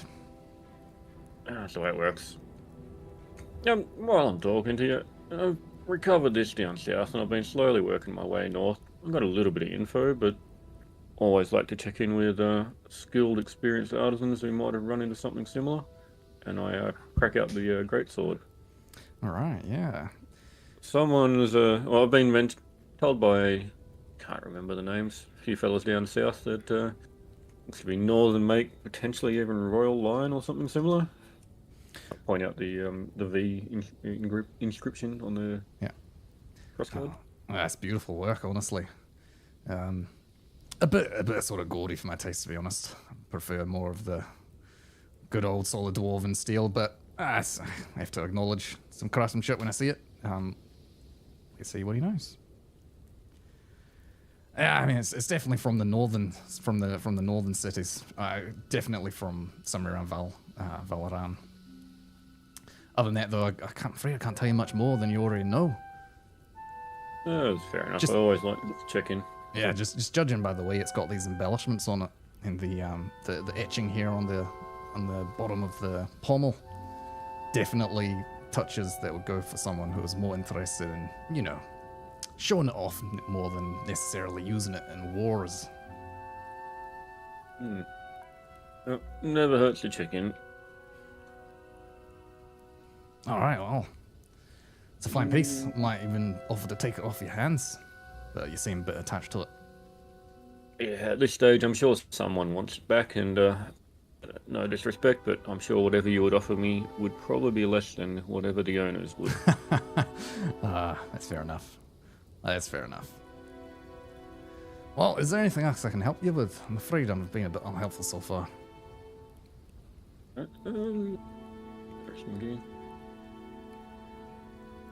I'm looking at that armor. Do you have anything non-metallic in either the scale, breastplate, or splint by any chance? Oh, I've got a bit of scale mail that might fit you all right. Let me go on and grab it. And he does. He goes and fishes up from some chest towards the back of the room, just pulls it out. It's all sort of bunched up in there. Seemed like brushed off a bit.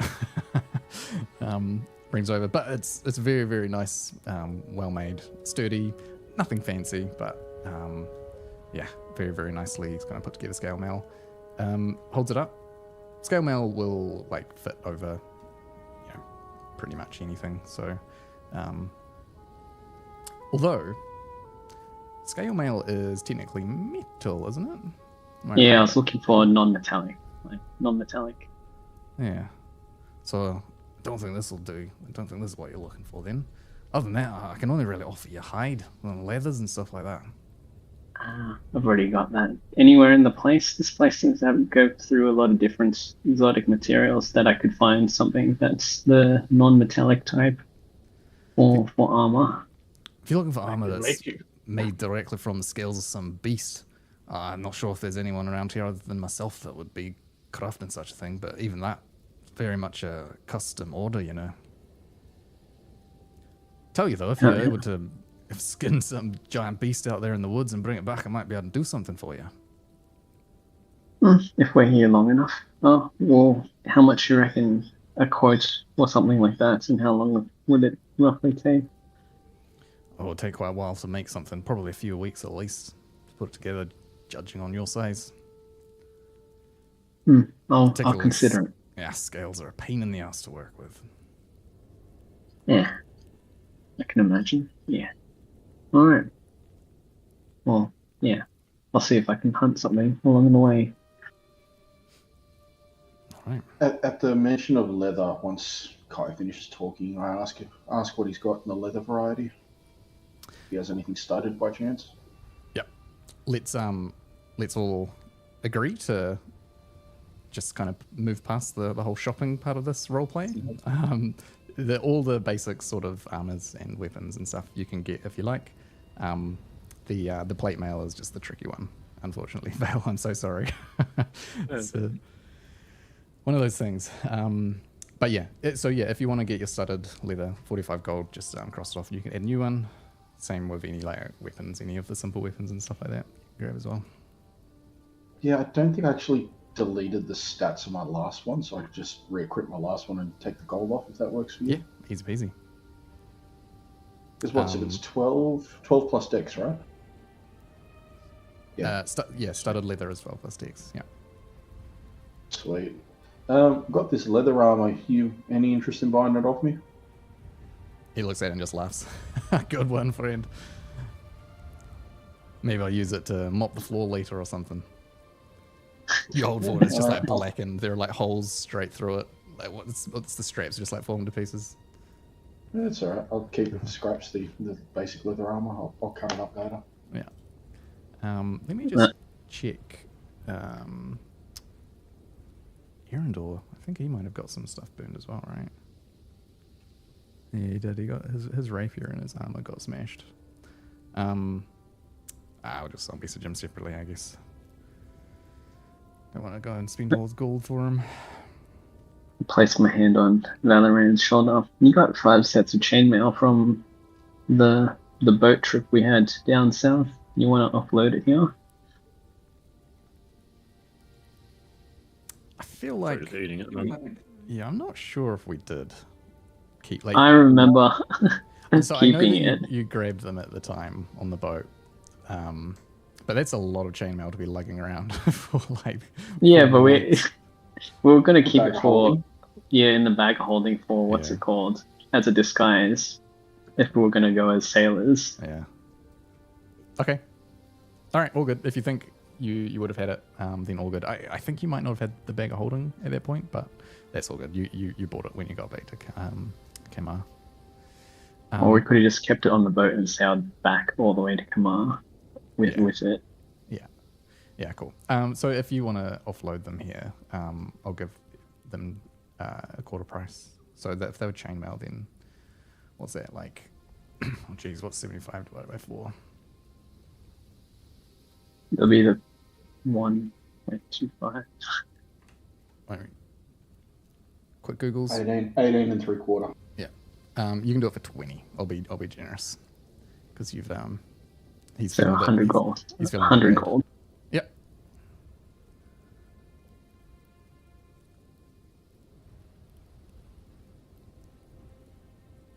That frees up some space in our bag.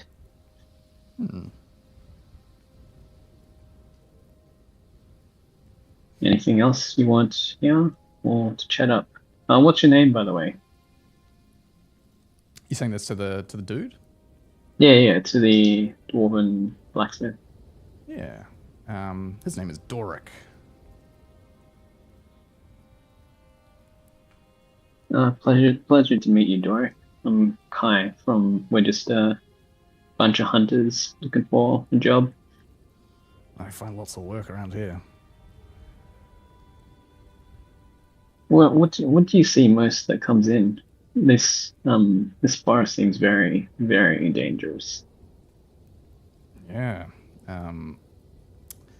Honestly, it's quite a big variety. You see all sorts. You see shapeshifters out there, so cleaner claws come through. Don't have a lot of use for them myself, but giant spiders. Often, we've actually, earlier this year, a bunch of the trees themselves seem to pull themselves out of the ground and came walking through the streets. That gave a few people a bit of a scare. Bugbears, shadowy creatures of death, beasts, all sorts, honestly. I'm sure there's probably more things that aren't out there. Wait, you know what I mean. Yeah. There are less things you could count that are not out there. Something like that. I don't know. I think I get your picture. So if you can imagine it, there'll be something out there like it, pretty Probably. much. Yeah. Oh, good to know. I guess we better be prepared if we ever venture out there. You're lucky we don't have a bard with us.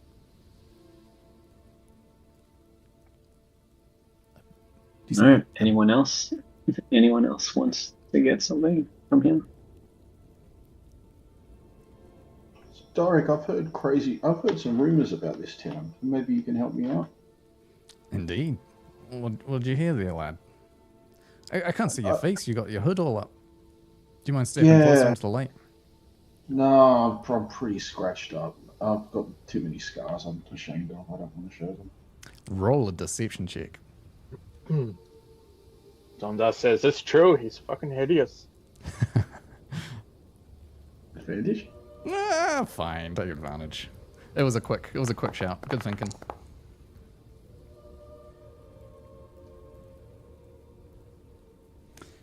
He his eyes narrow a little bit, but he nods and doesn't press the issue further.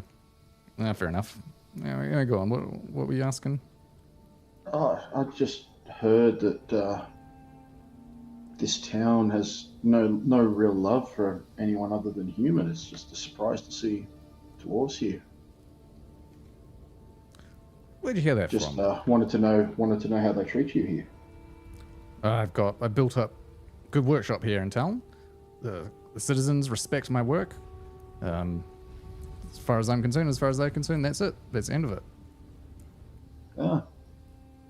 The Empire buy a lot of you as well. Sorry, the Imperials buy a lot of you as well, or do they leave you alone? I work with them occasionally if they need the swords sharpened and the armor's undented and stuff like that. But for the most part, they don't actually do that much, so don't see them that often. Aye. Not like any of those bastards be getting their swords blunted or armor worked on anyway, would it? Exactly. They stay out of the honest work. There's a few interesting questions you got there, friend. Curious as to why you're so interested in them. Just they seem to have their teeth in everything. That's true.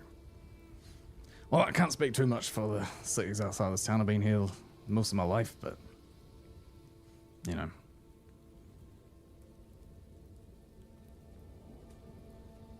Oh, good. Sorry to bother you. Thanks again for the armor. I'll throw an extra 10 gold on the counter. Have a great day. He very, very gratefully takes it up. All right. Well, hopefully I'll be seeing you around.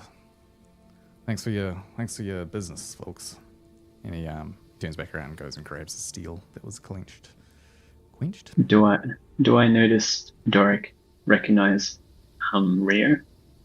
Roll a insight check.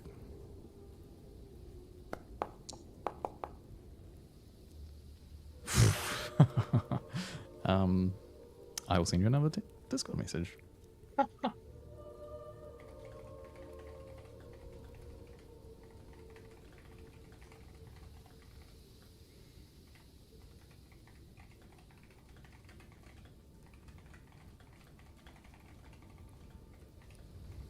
Alrighty.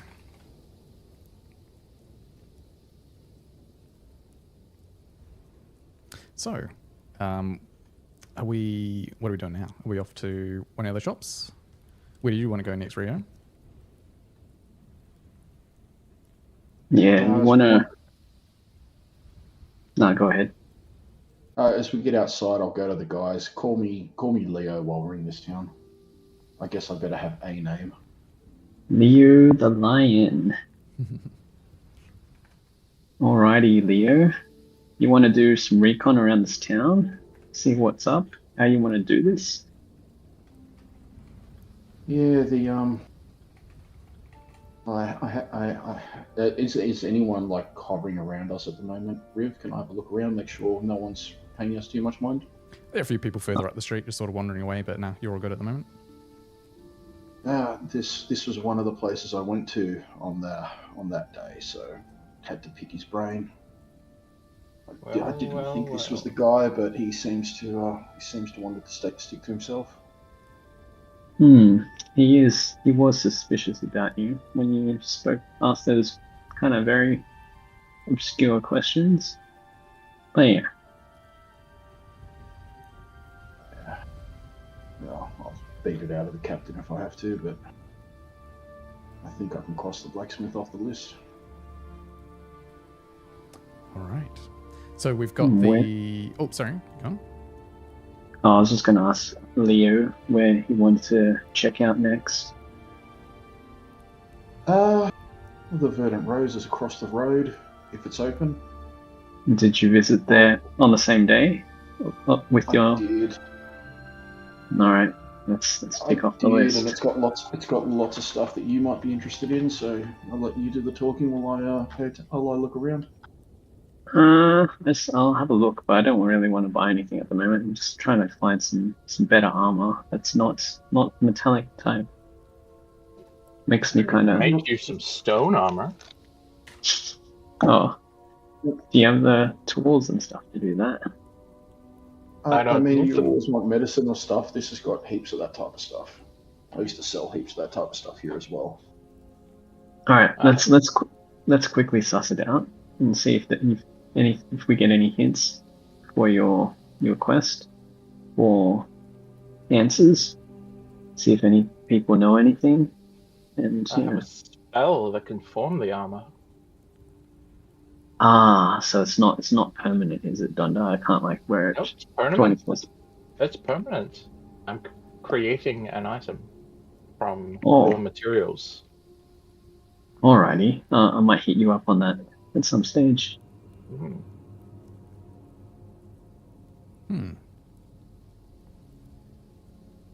All right, we can hop on over to the Verdant Rose. It's not too far down the road. Yeah. What is the Verdant Rose like?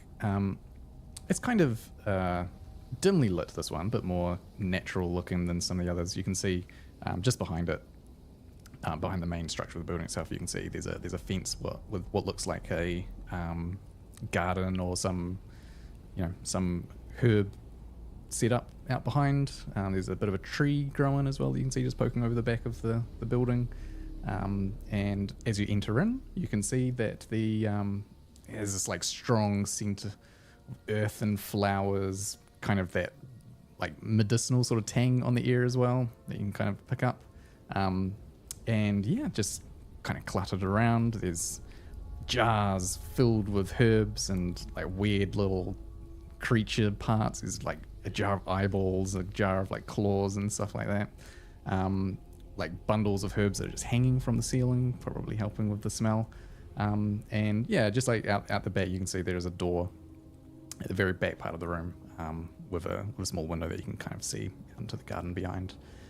But yeah, inside here, just beyond the main counter, there is a woman who's kind of middle-aged, who's sort of just leaning over a plant. She's got some secateurs, and she's sort of trimming away at this flower, just trying to maintain it or something. And she's looking a little bit uncomfortable at the moment because over on the other side of the room, there is a younger man, halfling dude by the looks of things, who has just got sitting up on the counter, arms crossed, just looking quite casual, chatting with a group of 4 soldiers with red cloaks. At the moment, just talking about whatever casual things are going on, just excitement for the next evening and what the soldiers have been up to and stuff like that, what they're looking for. And as you enter, all of the soldiers immediately look at you as the door swings open, and the conversation kind of cuts off. And the main soldier, who, Rio, you immediately recognize as the captain of the guards here, just kind of nods to the man. All right, Hugo, always a pleasure. Well, catch you next time, maybe. Well, some more business to attend to tonight. Well, leave you to it. And he turns and starts to wander towards you, with the other 3 soldiers following behind. As he walks past you, he just nods and carries on out the door. You can see he's wearing... Get the fuck out of his way. Did you say you do get out of his way? I get the fuck out of his way. I do not let him get close enough to me. Okay. to spot me nothing. Yeah. Do you want to just like roll a quick stealth or deception check or something like that, just so we can see how obvious that looks? Make it a deception probably. Yeah, just back up against the wall, just get as far away from him as I can. Yeah. All right. He definitely looks at you as he sees a tall figure with big robot just kind of like back out of the way and back up against the wall, but he doesn't seem to stop. And as he's like wandering on past, you can see his armor is just gleaming. Doesn't look like it's seen a day of scratches or anything. It's highly polished, and his cloak is like pristine.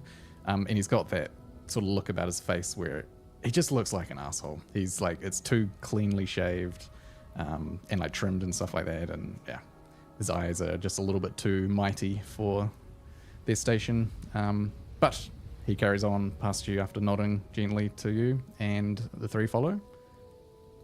And the door closes behind them as they're out. At this point, As they've all got their back to me, Hunter's Mark. On the captain? On the captain. All right. I think he can make a No check. verbal, no somatic, no nothing. Does have verbal. Oh, it's verbal, shit. Yeah. Hunter's Mark! Oh, I thought it had nothing on it. Mate, Yeah, I mean, your character would know. if Not you- even. I whisper it as quiet as I possible fucking can. Okay. And I'll also just remind you that this doesn't let you know where he is. It's just No a- advantage on tracking checks and stuff. Though. to search him down, yeah. But like it's not like a GPS pinpoint on where he is. Cool. No. I know it's not a GPS, but it helps me track him. Absolutely. Yep. All right, cool. I'm just checking. For some reason, I have it in my mind that like the character gets to roll a save to like feel it affect them or something. I can't read it anywhere, so let's say that it applies and you feel it, It would- mark your quarry. And it would be can, the first time this can, campaign. can I actually up? No, I need a third level spell. I don't have a third level slot yet. Wait, you should have. You should have. Second level does nothing. I thought, yeah. Anyway, Hunter's Mic goes out. Yeah, if I third level upcast it, it's 8 hours. It's 5 levels. Level 5, it's 24 hours. But yeah, I don't have level 3 spells. You should have level 4, shouldn't you? No, half casters are a bit behind. Oh, I didn't know. No, man. Anyway, at this point, after they've gone out, the woman like just looks over disapprovingly at the halfling and just kind of says, "Get back to work, Hugo. Go on, out back." And you see him hop off the bench and scuttle out to the door and heads out the back. And she looks up at you just after snipping another leaf and says, "Oh, all right then. Welcome to my store. What can I help you with? Is there anything specific you're looking for? Or are you just kind of having a little nosy?" Nice story you got here. Very kind of a tense atmosphere. Those guys come in here. What were they looking for? I don't think they're looking for anything. I was chatting to Hugo. I think he's kind of become friendly with them or something. I don't know. Ah, I leave okay. I leave him to his own business when he's not helping out around the store. all right. Is he up the front now, or is he completely up the back that way? He's gone out the back. I pull out my what's it called? Alchemy book. Do you have anything here that would be ingredients to make a greater healing potion by any chance? Or do you have any greater healing potions? She can sell you a greater healing potion. She definitely has one of those on hand. As for the ingredients for one, that's a interesting question. I haven't looked at the alchemy book in a while. Can I just roll and see if she's got ingredients? Yeah, I'm just Yeah, double or nay? checking. I should point out you're probably going to be a little surprised at the cost of a greater healing potion too. Yeah, I just want one as like a reference, that I could like taste, and then try and make it with my, what's it called, herbalism pouch, Yeah. if I can get the materials. Yeah.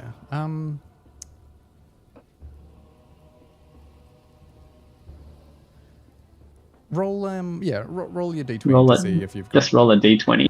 Yeah. Yeah. You've been Finally. you've been doing well tonight with your rolls. know, She does have a few things. You can see that there is like a little heart with like a few strings sort of floating off it in a little jar. One of those, I think it's like the heart of a salamander. I don't fucking know. Yeah, but we'll just say it's material. Yeah, yeah, that you can required definitely for buy it. it for 100 gold, and it will be sort of the main thing, other than the materials you've already got in your alchemy pouch. Cool. I'll buy that. She's just got the one, right? Just the one heart on her, yeah. But she does Alright. also have another potion that she could sell you if you wanted. How much for the greater healing potion? She eyes you up. 300 gold. No, done. I give it 400 gold. Okay. All right. She's like, are you sure? That's a lot of gold. Yeah, I work, so it shouldn't be a problem. Oh, We'll well, just do some of that. thank you, sir. That's very, very generous. Please, if there's anything else you want, please have a look around. There's all sorts of other things. That she takes the gold and is very, very happy. So you can add Cool. one jar with a heart and a salamander heartstring, and a greater healing potion. Awesome.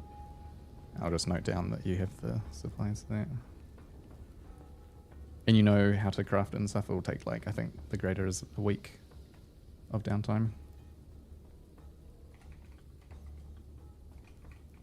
Yep.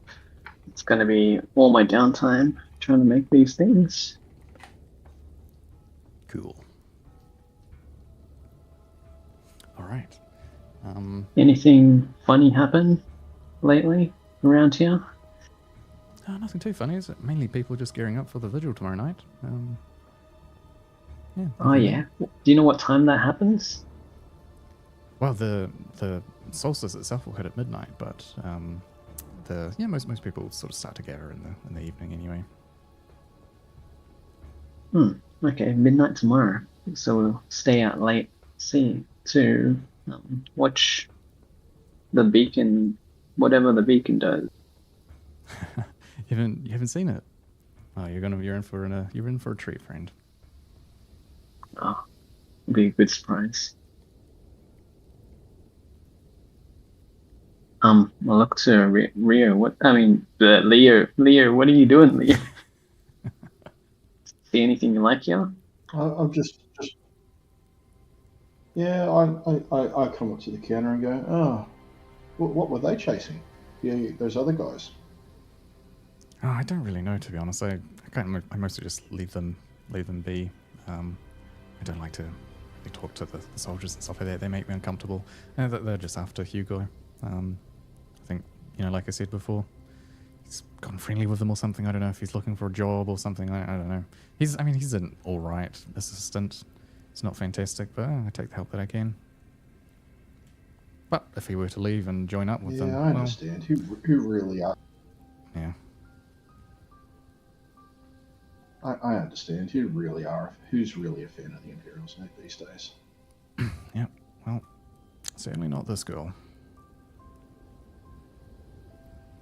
Seems to be the.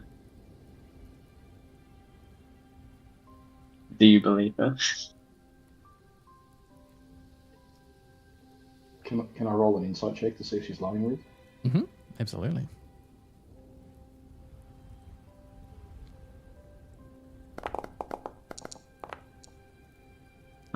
Unlucky. For fuck's buddy. sake. She's got a very kind, gentle face, and it's tough to really tell.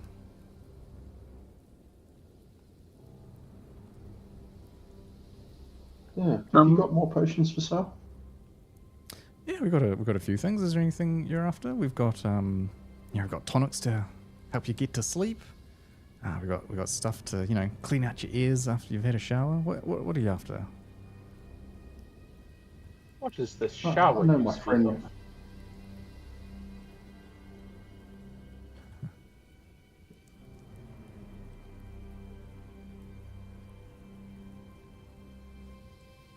I know my friend just bought a really nice potion of healing from you. Do you have any basic ones by chance? You're just looking for just kind of standard potions of healing. Mm-hmm. Yeah, we've got a few of those. Let me go and check. She wanders over, opens up a cupboard, pulls out 4.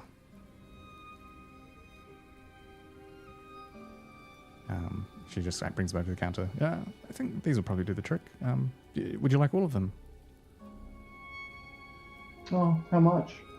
About 50 gold each.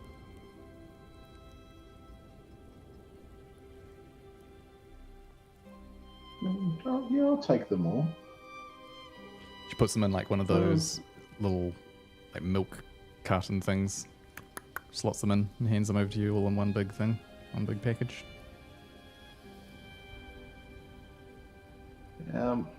So it's 10 to 1 the exchange rate, right? So plat to gold. Yeah. Yeah. So 200 gold is 20 plat, yeah? Yeah. Pull out 40 plat and put it on the table and go, your friend, how long has he been friendly with the Imperials? And I sit there like, counting out the 40 plat. Yeah. She sees this, and she backs away a little bit from the counter, and she's like, "Look, have I done something wrong? You guys have thrown around a lot of money. I don't want to get in trouble. I try to keep my own business. Look, if you've got a problem with someone, please, I don't have anything to do with it." She seems to Relax. get a bit nervous. I just say relax. We're hunters. We hunt big game. Yeah, hunters with a lot of money, apparently. I've just got gold just got money to burn. Okay. Well, if you don't want the business, we can go elsewhere. I think you're being truthful. Rita. Yeah, I haven't taken the potions yet. They're still on the table. Yeah, can you just roll a persuasion check for me? With advantage if I'm helping or not. Honestly, if you're helping, I think it would hurt more than help at this point. She's feeling very overwhelmed. A group of like mercenaries rocked on up and chucked thousands of dollars at her, essentially for like, yeah. She's like takes your words, and you can see she calms down a little bit. All right, fair enough. Anyway, like I was saying, look, I try to keep to myself. I just run the little store here. I don't want to get involved in anything. You seem like you folks are after something. I don't want to know. If there's anything I can do to help, please just let me know, and yeah, you can go on your business.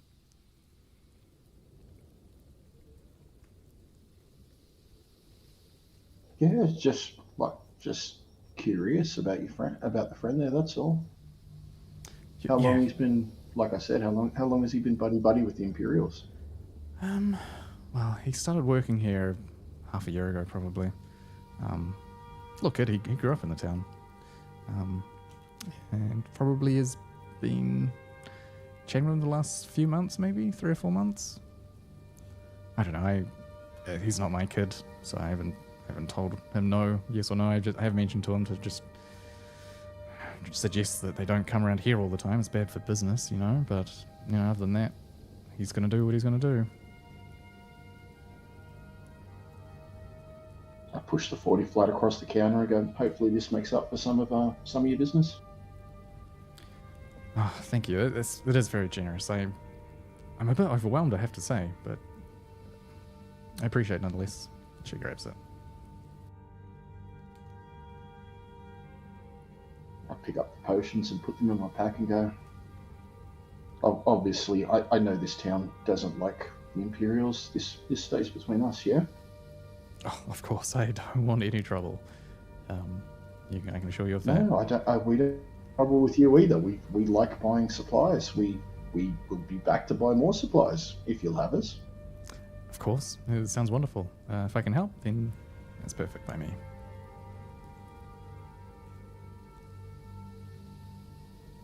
Yeah, I mean, we always need healing stuff. That makes sense. We'll definitely, if you can make healing potions and stuff like that, we'll happily buy them. Yeah, well, very good. I'll work on a new batch now that you've picked up the rest of my supplies. Might have some ready in the next couple of days if you wanted to come back for more. Although hopefully you won't need them, of course.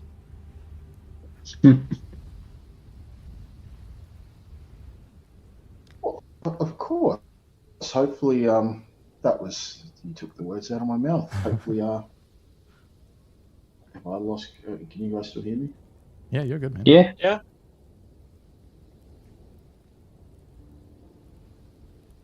Oh no, can you hear us? Uh-oh. Okay, yeah, no, Foundry's completely freaked out on me as I went to add the potions. Are you sorted now? I can hear you guys, but apparently I'm 5,000 ping. Oh shit. Oh my. Maybe hit a good old Control Shift R on that bad boy. Well, you could be one of them early peasants. You could hit the F5. Yeah, sounds like he's lagging out. Discord. Yeah, like slowly dying. You even check your ping in Discord. There's a way up You there. click where it says Oh. voice connected, voice details. Uh, For some reason, one of my router bands, I was pinging like 5,000. I've swapped to the other band, and now I'm like 10.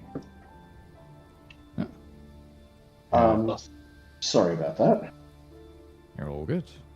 Am I back? Can you hear me again? Yeah, man. You're yes, perfect. we can hear Yeah. you. Yeah, so I was going to say to her, yes, can you use that batch to make some more? We'll probably be back to buy some more later. I'll start working on it tomorrow, of course. No worries. Have a great what's this damn thing called again? Emberlight Vigil. Have a great Emberlight Vigil. You too, friend. Yeah, I was going to say solstice, but Emberlight Vigil. Yeah, Winter Solstice would work as well. All these made-up words, eh? they'll lock in your head at some point. Yeah, she smiles and just bows her head slightly. Yeah, thank you. Yeah, hopefully see you again. And she turns back to her client. Donda, do an insight check and see if they like each other. Sure, go for it.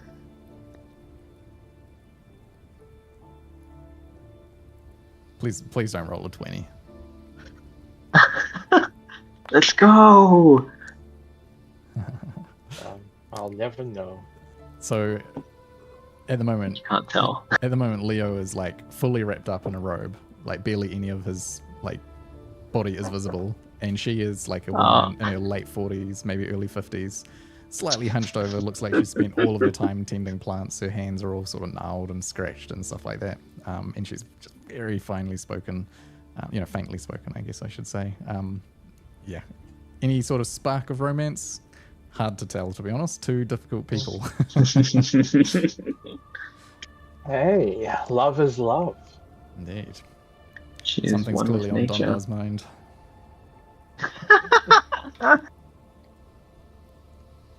Alrighty then. Rio, you good here? Or have you got anything else you want us to do? Yeah, no, Rio thinks he's narrowed it down, and he's got a captain to go follow down if the party's up for it. Can we kill Yeah. him? We can follow him if you lead the way, and along the way, if we're close enough to the Ember Light, maybe we can try and get a thing stuck in the wall. Yeah, let's do it. Riv, just outside. Are they actually called Imperials or? Yeah. Imperials would be okay. fine. The Empire is called the Veltoran Empire, sometimes called the Red Empire. Imperials is fine. Soldiers, red cloaks. Normally, when you would call someone a red cloak, you would be specifically talking about a hand of the Empire, and not all the soldiers are. But colloquially, you could say, a bunch of the red cloak soldiers play blah blah blah. Yep. So when we entered here, there was 3 hands and a captain, or was there 4 hands and a captain? No, they weren't. It mostly appeared to be normal soldiers. No hands. Oh, right. I had the impression that there was like captain surrounded with hands, and I was like, holy shit! I was yeah, gonna shit myself. I said red cloaks, but like not. Yeah, you said 4 red cloaks, and I shat myself. Yeah, no, Oh, so soldiers. So it was 3 soldiers or 4 soldiers? 4 3 soldiers soldiers with red plus the captain. with the captain. Okay, good. Gotcha.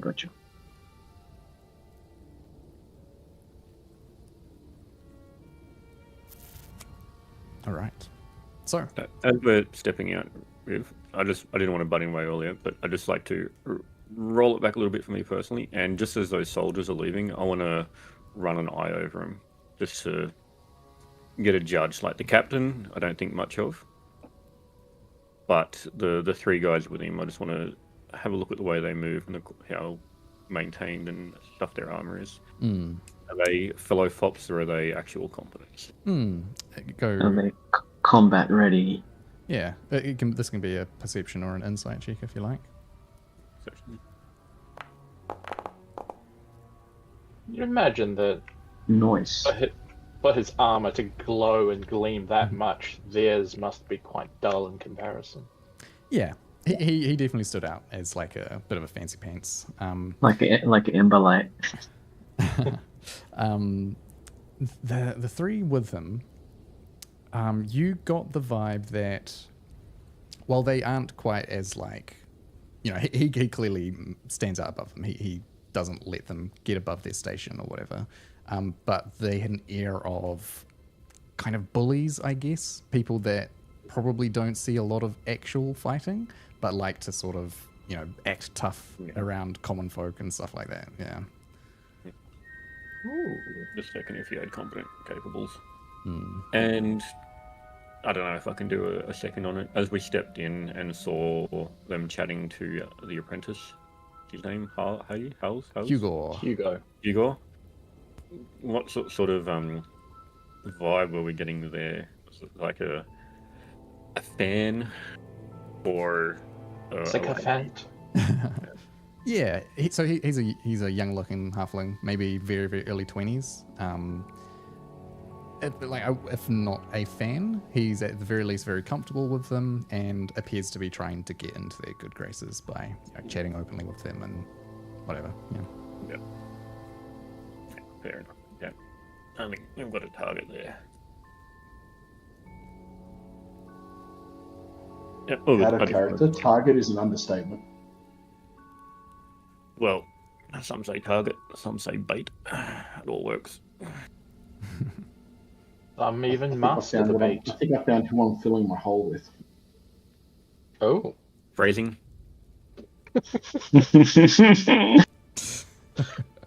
Yeah, that didn't come out right. I mean, Also phrasing. we're not in a world where that sort of behavior wouldn't be considered an effective strategy of war. Whatever you like, man. There's no judgment in this world.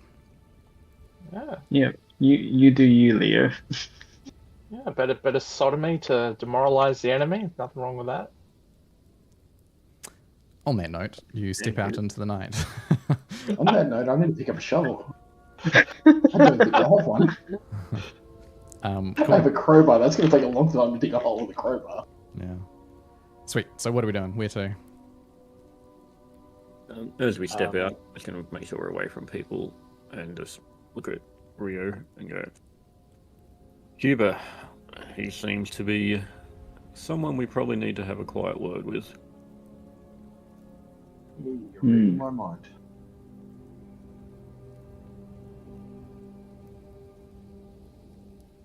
We should have asked her what time what's it called? The shop closes. What time the shop closes? The Verdant Rose. I'll poke my head back in. You are standing right there. You want to get back tonight?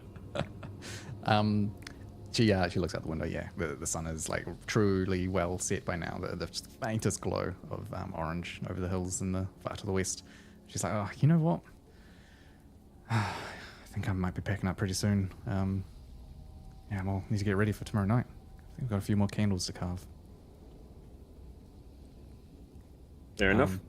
Probably might see you tomorrow then. All right, sounds good. Mm. So yeah, she's probably closing very imminently. Leo, what's the plan? What's the plan, Leo? I don't remember if this place has a back door or not. I want to follow this guy home and interrogate him or try and get the captain on his own, which will probably be a bit harder. The show-off's got 3 bloody guys following him around.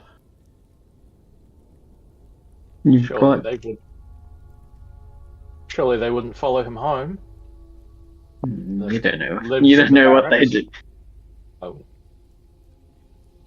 Oh, I'm sure the captain stays in the barracks. I doubt he's got his own separate place. He'll keep his minions around him to protect him. seems an arrogant little cunt. He might have his own special lodgings, away from the plebs. Do you know how far away he's ventured since we've been shopping in this in the Verdant Rose as of now?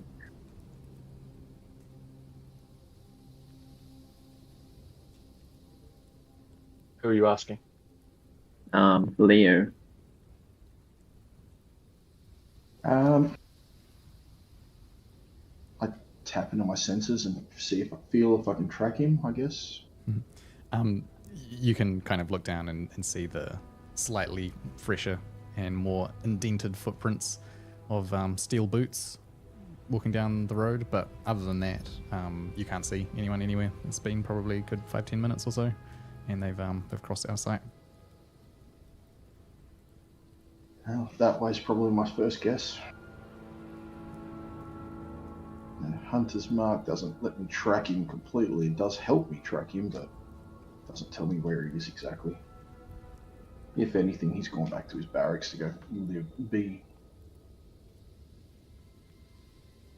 Yeah, English. Why am I speaking common? This is actually me struggling to talk, not bloody character. At this point, the door to the Verdant Rose just pops open, and a little halfling kid comes hopping out, whistling away, hopping down the stairs, does a little hop at the end and like jumps and lands, and then like sees you after nearly walking straight into you, like, oh god, sorry, I didn't see you there. Yeah, have a good evening. Happy vigil tomorrow. And he heads on off up the other way, away from the spire, just hands in pockets, whistling. How old is this kid? Early 20s probably would be the guess. Okay. So okay. Young. Definitely killable. Is there heaps of people around here at the moment? There's a few people that have started to, head home. There's a few people closing up stores and stuff like that, but there's not like a massive number of people around. Is there an alley nearby between these houses and stuff? So there are plenty of houses sort of clustered. The town doesn't so much have alleys because it's not like massive big stone buildings that have formed natural alleys. But if you were to say, grab a small boy and tug him behind a house, there's plenty of space in between the houses. That's exactly what I'm thinking. Or we Raising can follow him boys, home, where raising. it's probably quieter and more secure. Depending if he lives alone.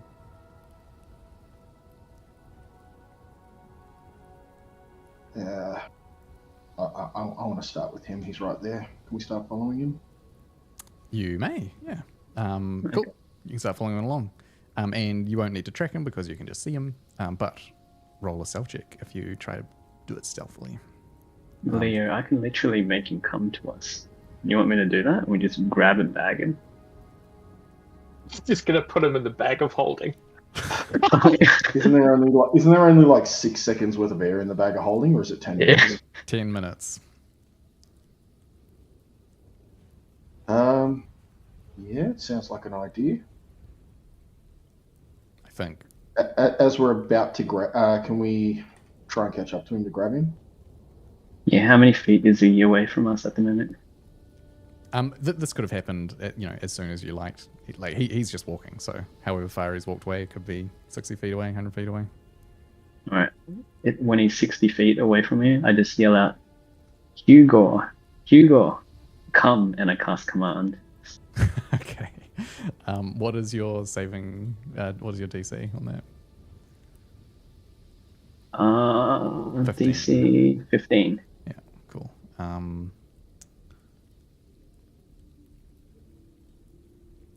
As Kai does this, Oh. can I throw something out at him as well? Yeah. I throw this aimed right on him, and obviously this will drop my concentration on Hunter's Mark. Yeah. Silence. Yeah, I thought it was coming. So, yeah. Where are you dropping this silence? Are you dropping it on us? Oh, it's no on him. But he's coming towards us. Yeah, but if it fails, he can't yell out. Oh, yeah, I guess so. A 14 fails. And so he stops all of a sudden, just hearing Kai's voice ring out. And, like, you know, stands upright and then just slowly turns around and starts walking back in your direction. Just as, like, you see his mouth start to open up as if he were to say something. But as soon as it does, just, you don't hear anything at all. It's like he's just miming to you. And he's slowly walking your direction. I start running and we're going to tackle him and grab him and Okay. throw him into the, what's it called, between the houses. Yeah. All right, cool. Roll a contested athletics check to see if you can grapple him successfully. I'll give him disadvantage because he is commanded at the moment. Oh, man. Wait, do I get also want advantage? to- No, I'm giving him disadvantage. Okay.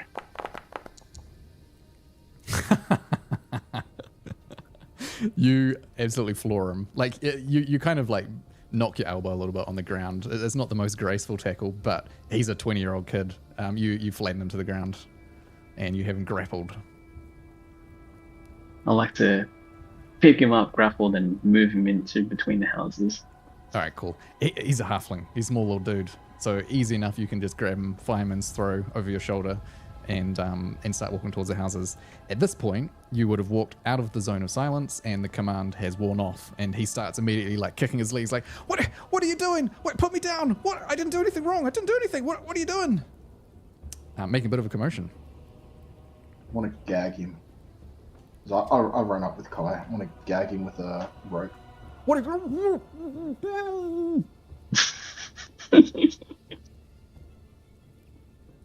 You keep carrying him away. What are the rest of you guys up to? Where's that bag, Kai? I don't have the bag. You said we're going to put him in a bag. I thought you had the bag. No, this is a figure of speech. Bag and tag. Tag and bag. Oh, you guys are the best. I think Valorant has the bag of holding, if that's what you're meaning. Yeah, I thought we're throwing him in the bag of holding. Oh, and take him back to the, what's it called? To the tavern. Is that what you want? Have Oh, we're 10 just gonna do it. seconds to get out of the bag before he dies. 10 minutes. 10 minutes to run back. I think that. We're not taking him to the tavern. Taking him somewhere quiet. Alright, can you hold him? Can you tie him up? Or something? Rear? Yeah, I've gagged him with a Getting normal dark. rope, and I've pulled out the rope of climbing, and I'm tying him up with that. He knees you in the chest, Kai, but it just sort of bounces off your chest. Have they got him into the alley yet? Yeah, they've sort of carried him off like in between two houses into the shadow. It's quite dark now. I walk up, look at this mess going on, and can I make a blunt attack to knock him out? You Non-lethal. may roll attack with advantage because he is restrained. It would just be a D20 plus strength, wouldn't it? Because I You can make an attack with your weapon and make it make it non-lethal. Yeah, I'll give Yeah. the pummel. That makes sense. The rope of climbing has 20 charges now. It's 20 health, so it can take damage, and each time it takes damage, it loses health. And it has, yeah, it was always like Oh, that. because when I go to put it in the task, it says consume item use. Spend one of the use of this item. 20 uses available. It's probably just Foundry thinking that the health is usages or something. Nah, it's just health. Yeah. So yeah, I So it use the has- rope of climbing to tie him up as well. Okay, cool. So yeah, 19, you knock him. He has. You want to roll again? If he wants a nat 20. He's got max health. He's got 4 health. But yeah, I'm not seeing any of these dice rolls, by the way. can you guys see mine? Yep. Yeah, so you roll 4. Oh, you might need to reload of the thing. I'll reload it again. Yeah. You just you knock him in the head with the thing as Kai's sort of carrying him. The pommel. It's like at this point Kai is sort of holding him up while Rio's coming up with the rope to tie him up, almost holding him like a baby. He's like kicking, like, "Whoa!" And then Val, you just like knock him with the pommel and he just immediately slumps. And Sometimes simple solutions are better. big red welt forming on the side of his forehead. All right, you have a small halfling in your possession. Rio, you gonna tie him up?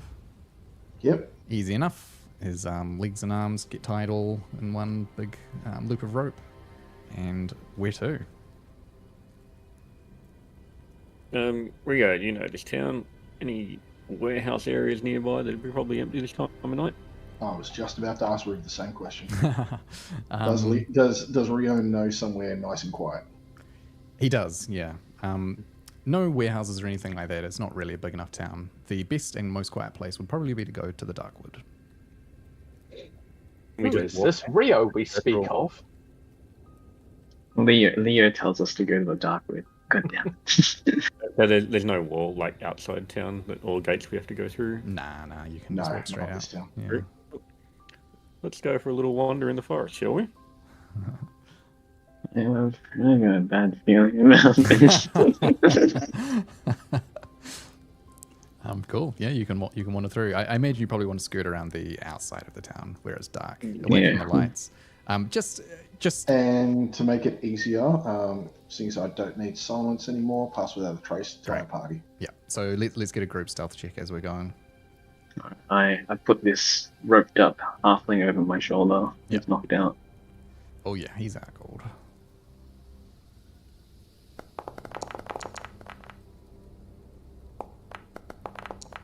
So yeah, we all get a +10. Oh yeah, that's 28 for me.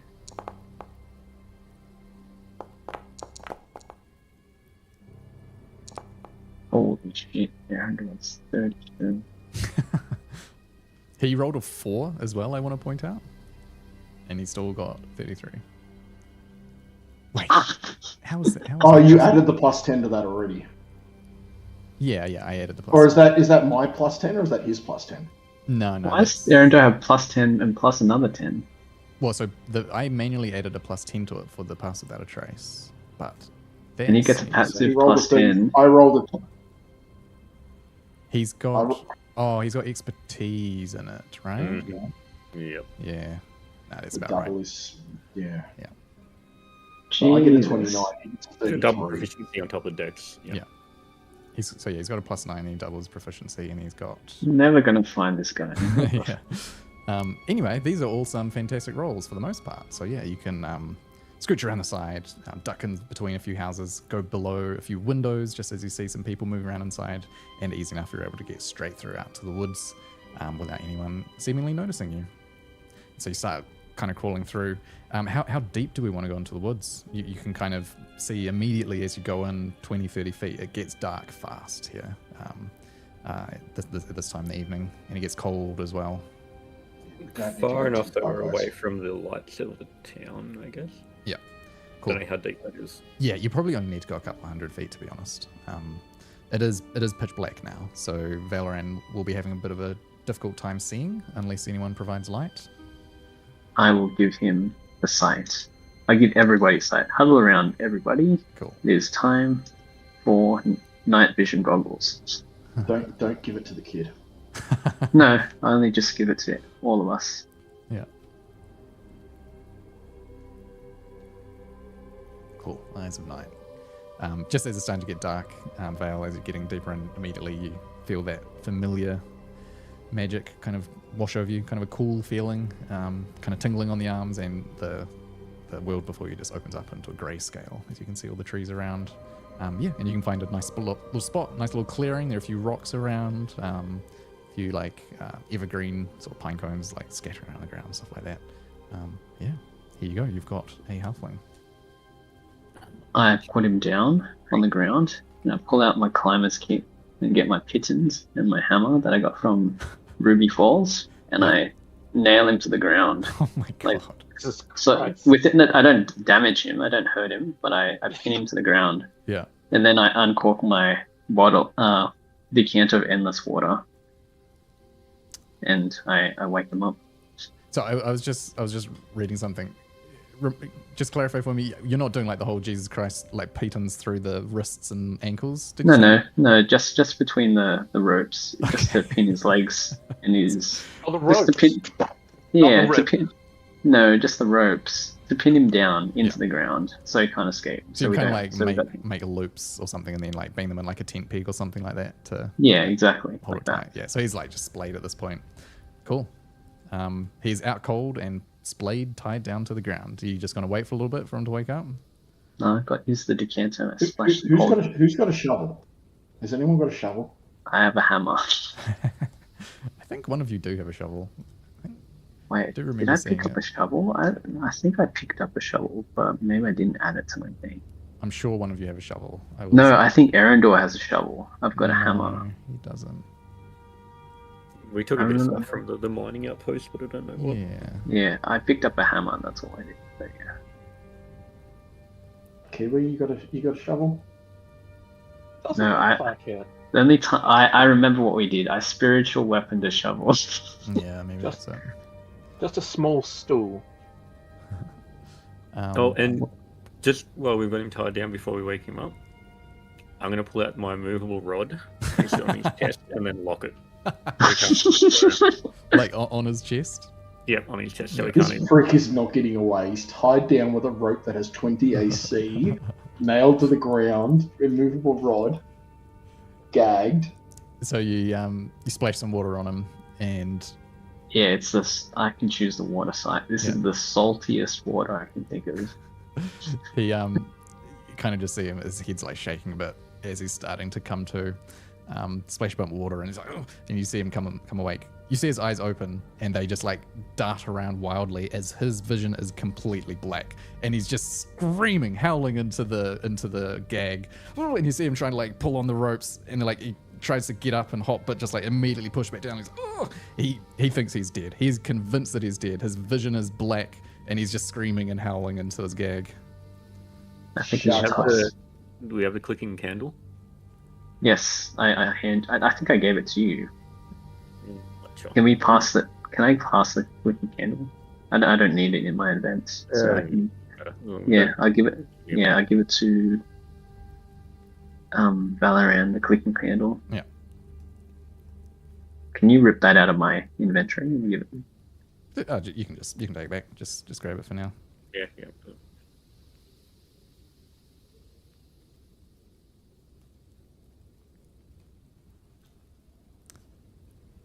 So with the candle in hand. Hello, lad. Oh. We need to have a little talk. Is his eyes stinging because of the salt water?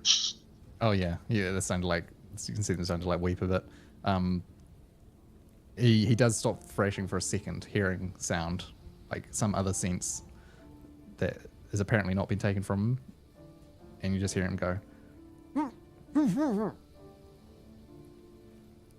We're in the Darkwood. I'd stop screaming if I were you, because if something comes along, guess who's getting left behind to be eaten? He immediately goes still and silent. That's more like it.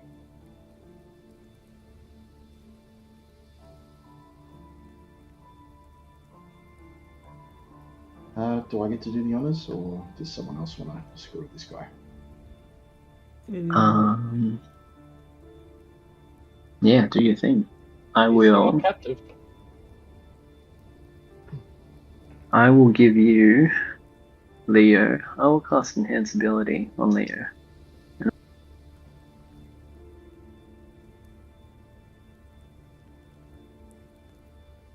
What do you want? Do you want Charisma? Yeah, let's give Leo Eagle Splendor.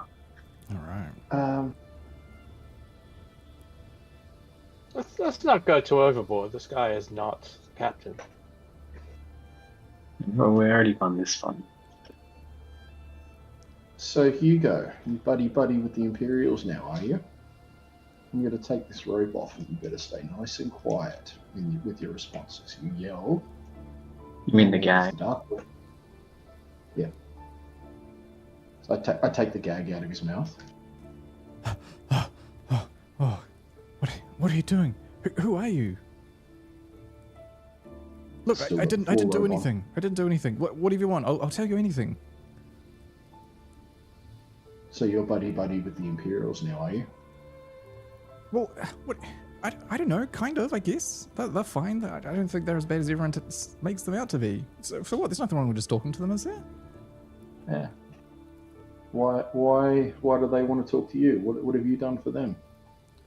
I don't know. They ask me questions, and sometimes they want to know what's been going on around the town, things like that. It's harmless. They're kind of nice, I think. You don't give them information? Well, what do you mean? What sort of information? What have you told them?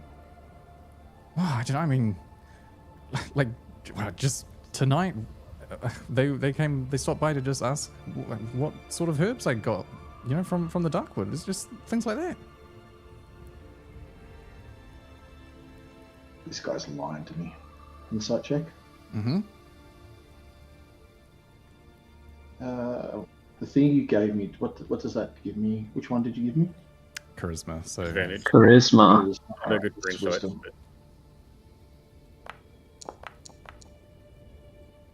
he Good believes that he's telling the truth. Can I cast a spell? Non-concentration. Of course, yeah. What are you casting? I'm casting command again. I say confess. Confess. All right.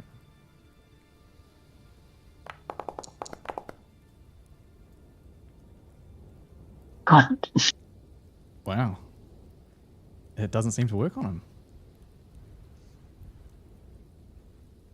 So you've been buddy with them for what? 3 months now?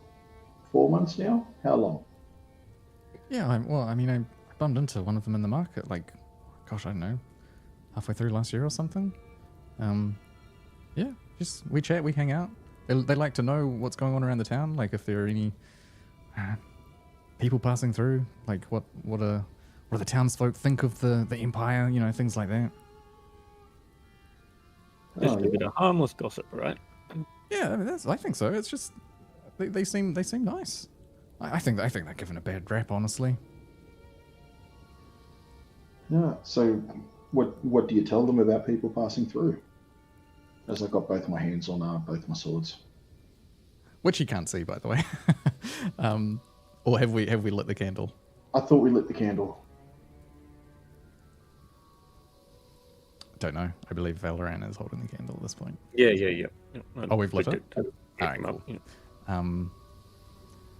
Well, you know, like, the soldiers aren't really, you know, all that welcome around most parts, and particularly at, like, the tavern. So I sometimes go and hang out at the tavern. There's a few nice people there. Yeah, just if there are strangers coming through or anything like that, I just, you know, I'll let them know. Oh, yeah. Okay. I pulled both my What? swords out.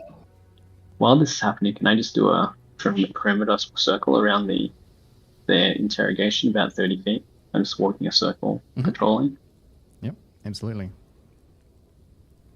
As the swords pull out, he's like, whoa, what are you doing? Look, I haven't, like, it's nothing, it's harmless. You know, there hasn't been anything interesting that's happened that I've even really told them about. It's just things like when merchants come by and stuff like that, you know? Out of character, I've already gone too far with this, haven't I, guys?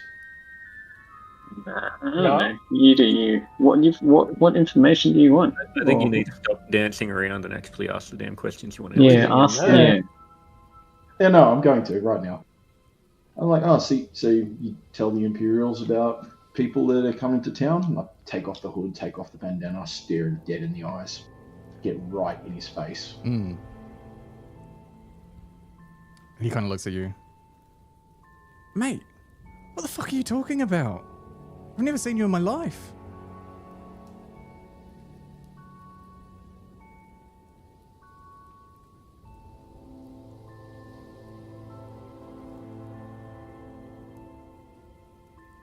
Really? You didn't go and tell a certain captain a couple of months ago?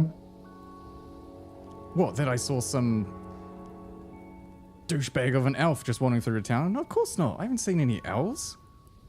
I didn't even know there are any still in the land. God. Insight check. Yeah, go for it. I will actually let you use your earlier one where you got a 22. He's absolutely telling the truth. He's terrified. He's saving his skin. He would tell you his deepest, darkest secret right now. Fuck.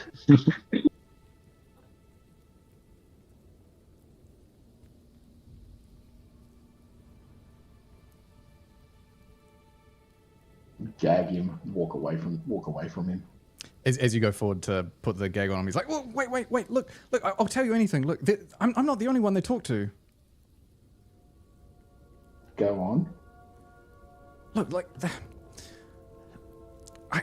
I try to generally just, you know, tell them harmless things and stuff like that. I just want to get into the good graces, you know, like, I don't want to be a bloody herbalist for the rest of my life. And, you know, the Vanguard, they don't want someone who looks like me. I'm too small, they say. I don't know. But, you know, the soldiers, they've always been nice. Maybe they take me on. But, you know, I'm not the only one. Like, there are others. Like, I always see them heading over to the blacksmith across the street. They're always chatting to that guy as well, with getting their, you know, swords sharpened and stuff like that. Wait, go and talk to him. He probably dogged you in.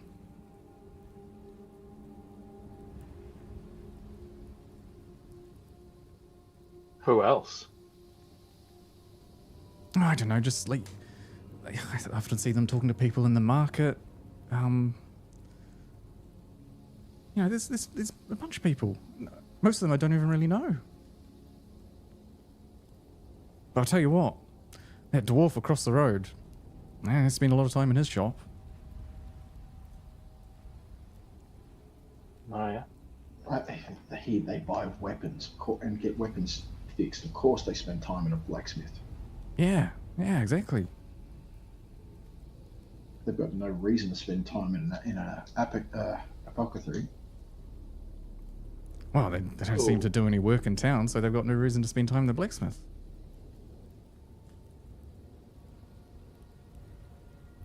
What do they do in town? Wow, to be honest, I don't really know. They just kind of stand around and pretending like they're keeping things in order, but most of the town knows that it's the wardens who usually do that. But, you know, they provide a sense of stability, I guess.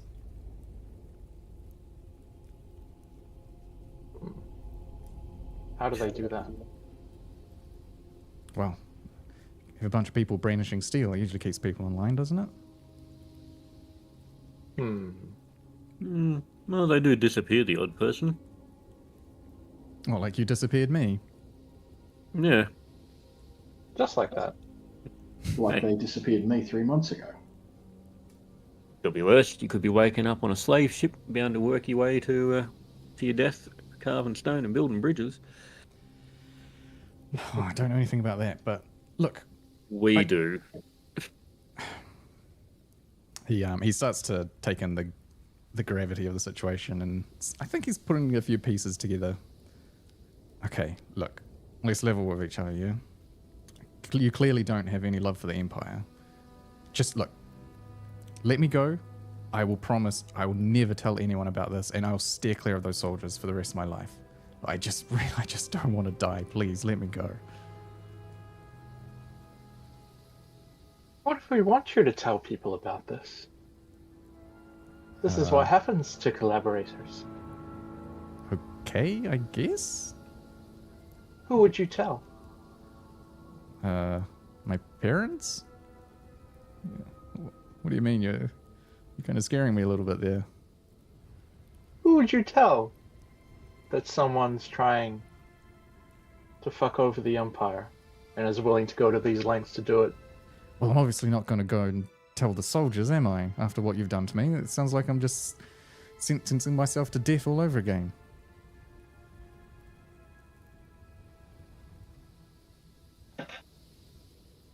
Who else?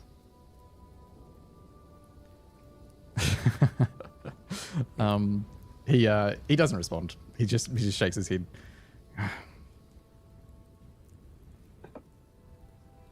Well, there's no rebellion in that town then. They must love the Empire.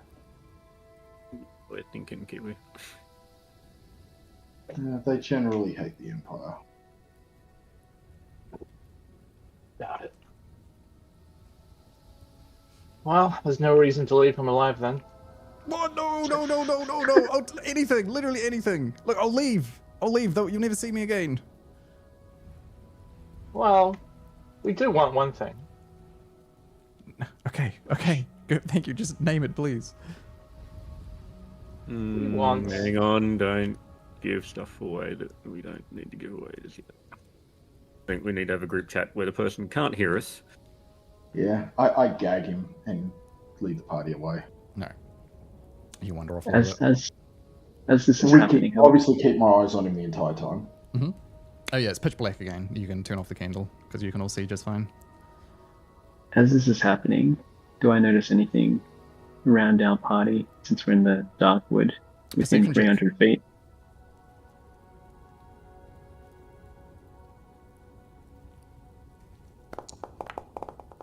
Just waiting for that. Nice. You want high roll? There's a bit of like wind starting to pick up, and over there to the side you hear this like kind of groaning sound, like. You turn quickly to look, and it's two branches rubbing against each other. Other than that, you seem to be fine. No creatures crawling up on you. Once The you tree. get out of earshot of the guy. Mhm. I think I may have jumped the gun on this. He was an obvious choice, maybe too obvious. I mean, we can't let him go. He's gonna report this. So what if he does? Well, you want to impress your new girlfriend, don't you? You can't leave this town already. Who said anything about leaving? We let him go. His first thing he's going to do is run to the captain and go and dobbers him. We might be able to turn that to our advantage. We know where he works, you know. You know where to find him. It is I a mean, small there's- town. Yeah. There is still a decent, I believe there's a decent garrison here of Imperials. You think there's I probably, think we should from what you're saying, we should there's use him. a dozen or two to get- soldiers. Sorry. We should use him to get the captain. Yeah, let's We- use him we as can bait. threaten- We can threaten to kill his parents if he does anything sus. Jesus Christ. Don't need to go to stupid extremes. We killed a fucking boatload of people already. We're not neutral. Oh, I'm ready to set this guy's throat. I mean, It's that'd just be a a good way to kid. get the captain out of the city. You might have a bit of a garrison with him, but on the I- flip I side, just- the garrison out of the city would probably make it a little bit easier to do anything we want within the city. Yeah, I just really don't want to piss off the Dusk Wardens, because that would piss off the entire town. Why would we piss off the Dust Wardens? They are With murdering guards. people of their fucking town. Who said anything about murder? Red Cloaks. Me people about of the 5 town. times now. Details. So, I guess we've got a bit of a decision, right? This is a kid. He's a stupid kid who probably blathers to the Empire, and he probably has, given away a bunch of information based on what he said to the soldiers, which has probably caused a lot of hassle for some people. Merchants might have been accosted because of the information he's given, so he's probably not that great of a person. But on the other hand, he's a kid, lives with his parents, and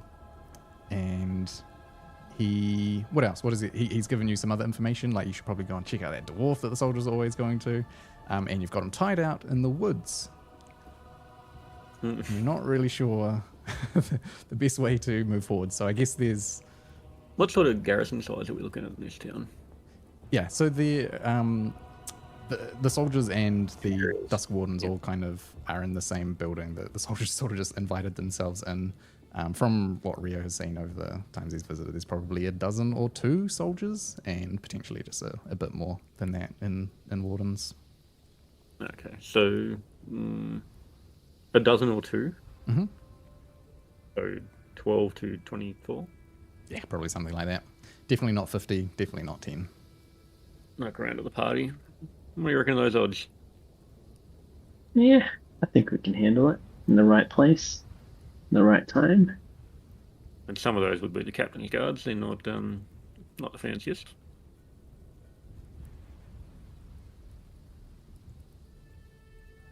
You could very well use him to. I mean, if you went to the captain and said there's an elf and a bunch of people in the woods stirring shit up, I'm sure he'd muster the company up and come looking for us.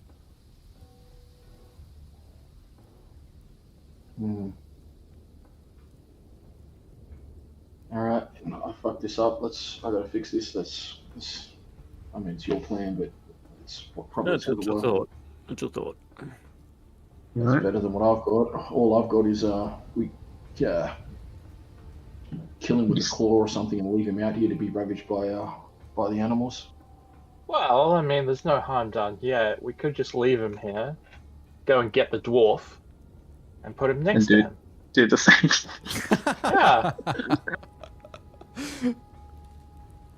Something tells me we're not going to get the dwarf out as easily as this kid. I don't know, there's 5 of us and 1 of him, you know? What's your end objective here? You want the captain. Captain for one, and ideally the one that turned me into the captain. We get one. We can probably talk one out of the other.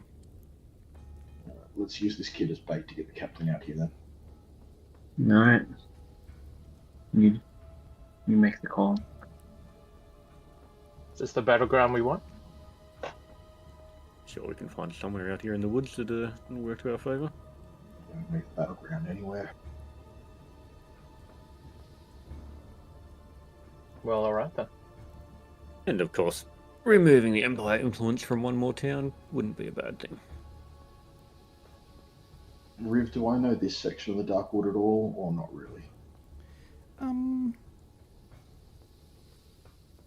Why don't you just roll a survival check? Let's see, because there's only so many ways that you can come into the town, I guess. I'm going good tonight. Oh, bro, I'm so sorry. But Well, yeah, I normally come into town from like an hour's travel Yeah, north. true. And this is where I normally come out of the Darkwood, so... Yeah. Wait, is this favorite terrain? Would yes, be. that lets you add proficiency bonus again or something. A double proficiency, I think. Yeah. Natural Explorer... Where's Forest? Either way, it was Wisdom a check related to your favorite terrain, your proficiency bonus is doubled if you're using a skill you're proficient in. And survival I'm not proficient in, so that does nothing. Unfortunate. Unlucky. Where are those nat 20s at, Rio? Leo? I burnt them all at the other town. He burns them in every combat encounter. Would Rio know somewhere within the woods that's like a natural choke point, a little canyon, something like that? A little lake? He's very I familiar don't with know. like parts of the woods further in if you wanted to travel in a few hours. Okay. We're not going to get the cat. They're not gonna come out here a couple of hours. Right. I think what we should do is let this kid go on the. He has to go basically straight to the captain and tell him that. Well, basically to come out and try and get us. Unless you guys think of something better. Works for me. Yep. As long as we play it smart. And he's not to tell the where is it? Not to tell the Dusk Wardens we only want Imperials coming out. I don't think they'd care anyway. They're more about protecting the town, not hunting elves in the forest. Yeah. Well, maybe say found an elf in the forest. Camping out in the forest. Easy pickings. But just say the one elf, not all five of us. Mm. I'm sure that would bring people. It'd be easy capture.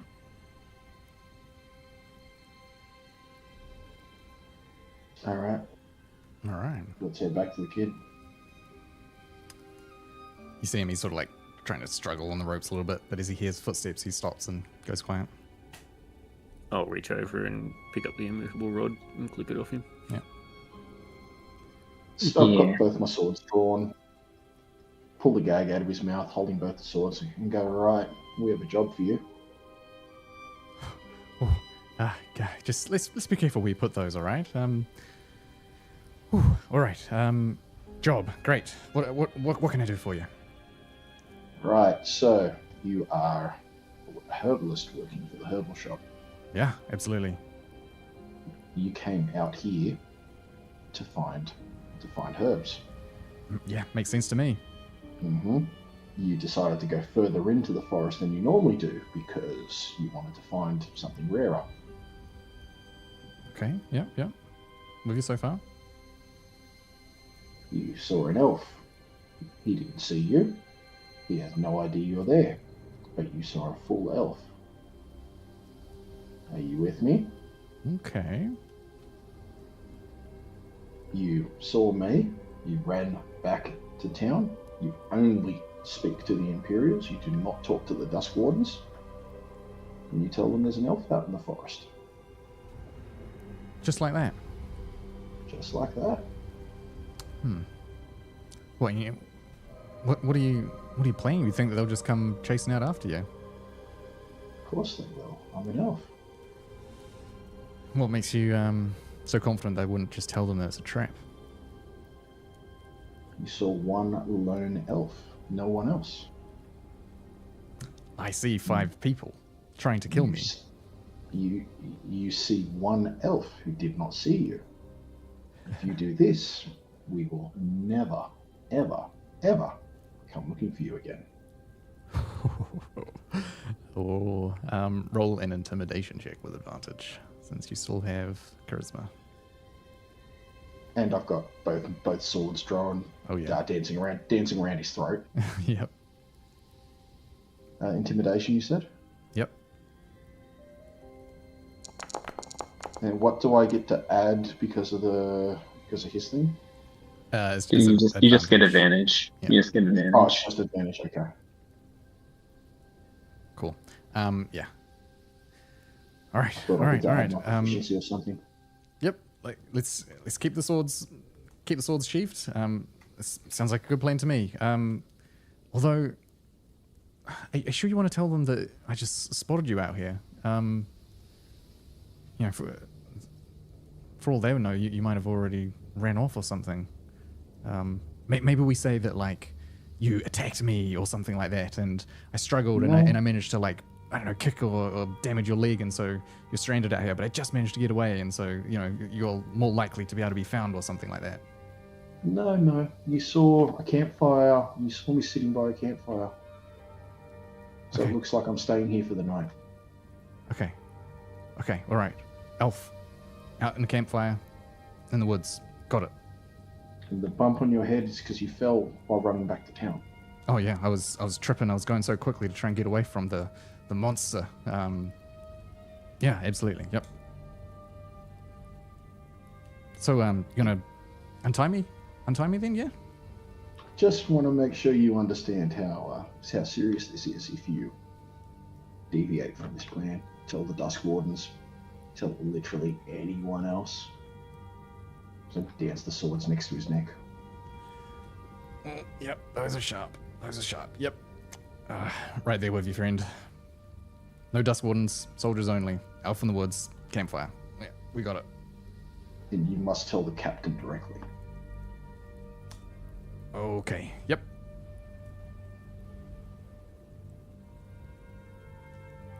He looks thoroughly shaken, and just he's doing basically what he can to get out of this. He's compliant.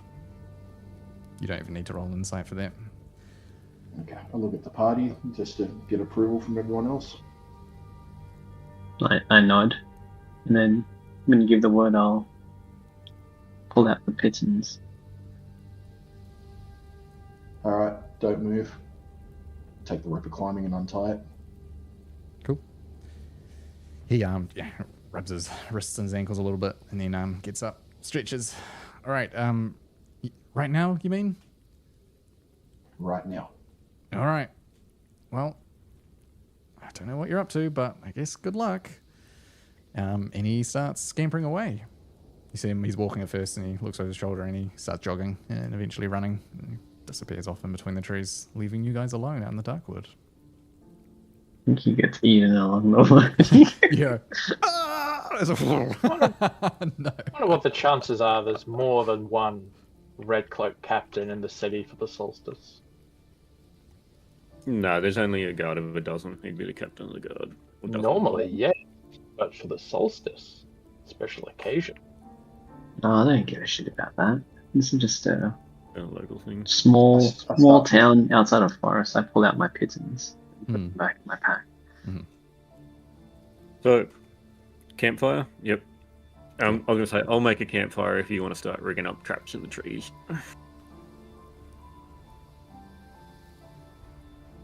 Yeah. Mm-hmm. Let's stage a few booby traps if we can. Cool. Because even if it's only a bit over a dozen, we still need to thin the numbers. We want to get them grouped up so we can drop fireballs on them. Yeah, I start making tactical areas soggy ground, like marsh ground, with the decanter. I start unloading a ton of water. I can cast an illusion on the ground. Tonda, save your spells. I've got a plan. How big are the trees in this area, Riv? So you know the trees get massive deeper into the forest. These ones more on the edge, like they're not gigantic, but they're still decent, you know. Like each one is probably a good half a dozen feet wide, maybe like 3 or 4 feet wide. How high up are we talking here? You know, some of them go up like 30, 40 feet. Some of them maybe a bit smaller. Donda, how do you feel about raining fireballs down from those higher tree branches? Thunder says nothing, but his eyes turn to fire. Get the rope of climbing, do the command word for the knots and tell it to go up so he can climb up the rope without wasting a fly spell or anything like that. Any opportunity to rain fireballs. Sweet. Then I take my normal rope and make a snare trap with it, or a tripwire snare trap over a branch. Yeah. You know, how about we do this? Why don't you guys take some notes around what sort of traps you want to set up and how you want to prepare for this and whatnot, and we can stop here for tonight and come back first thing in the next session and spring the trap then. Yeah. Now I'm wishing I took that other spell you were talking to me about. Riv, maybe in the meantime you can do like a rough battle map of the area so we know what we're working with. Yep. And sure. maybe like allocate a certain amount of points that we could do to trap per person or something. I don't know. Like how much Otherwise- like effort you can go through in the time or something Yeah. like that. Yeah. Yeah, if we want to watch something else like that, it might be a bit of work, but also that sounds fun. Yeah, perfect. I will do that. It gives you a chance to work out how imbalanced or imbalanced you want to make the fight. Yeah. Yeah, I mean, there was all, to be honest, going into the session, I fully was expecting a lot of chaos, knowing you guys, and potentially Rio just making a beeline directly for the garrison and being like, "Yo, Captain, come out! I'm gonna fucking kill you." But so lots of ways we could have gone. Yeah. That was a thought. The other thought was to literally get you to light a whole bunch of my arrows up and launch them into the roof of the barracks to smoke them all out. But then I reread the notes that Rick gave me, and it's like, oh, the Dust Wardens are in there too. I don't want to fuck them up. Yeah. They have done nothing to me, and just the Imperial ones need to get fucked up.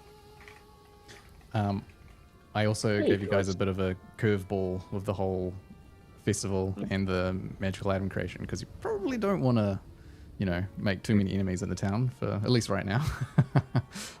Yeah, enemies are fine as long as we can blame it on the red cloaks. Yeah. I mean, if the Red Cloak garrison goes out into the forest at night and disappears, well, shit happens. Yeah, hell Getting yeah. sealed loosely. And in general, the town won't care because they don't care for Imperials. Maybe they just left. It's a pretty tidy plan, to be honest. Admittedly, when we first were going in, I thought if we're going to get them out, it would be a case of we've got a forest right there, and if we can find them all, well, Yeah.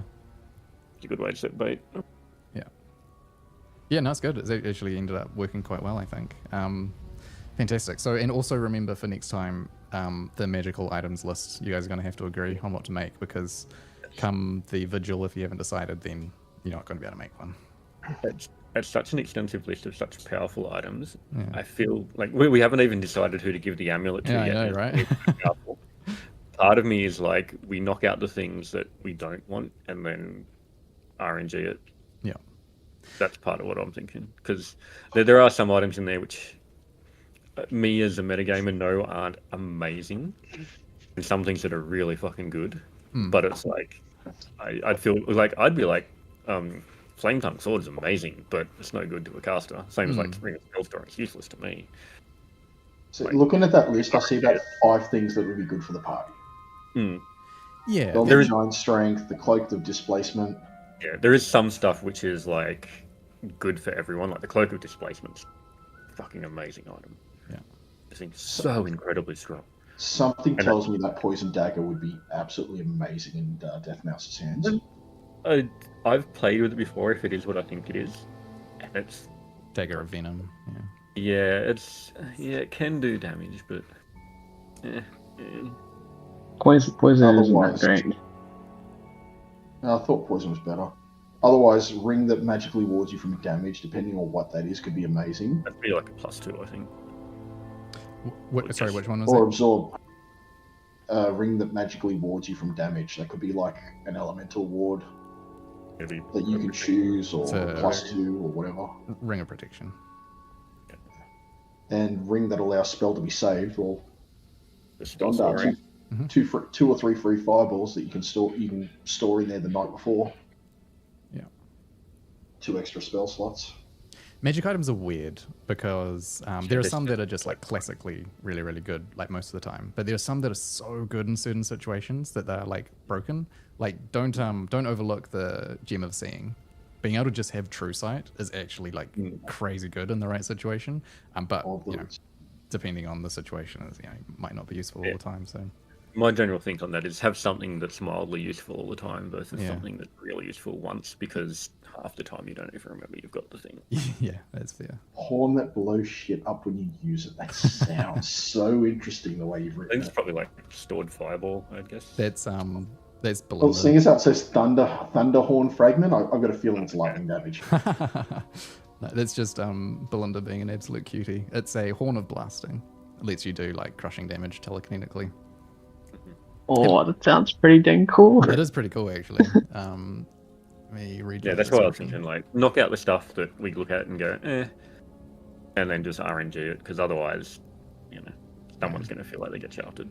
So you get to choose a 30-foot cone that is 600 feet away. Everyone in the area makes a DC 15 Constitution. On a save, they take 5d6 thunder and are deafened for 1 minute. Creatures and that is objects made of I mean, glass and it was a crystal. con save. Yeah, they 600 feet though, that's heaps far. have disadvantage, and objects take 10d6 thunder damage instead. And every time you use it, there's a 20% chance it explodes and deals fire damage to you.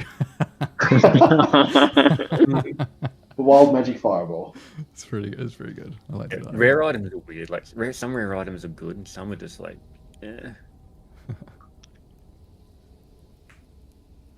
Cool. Anyway, lots to think about it. So yeah. Now let me switch off this. For next session.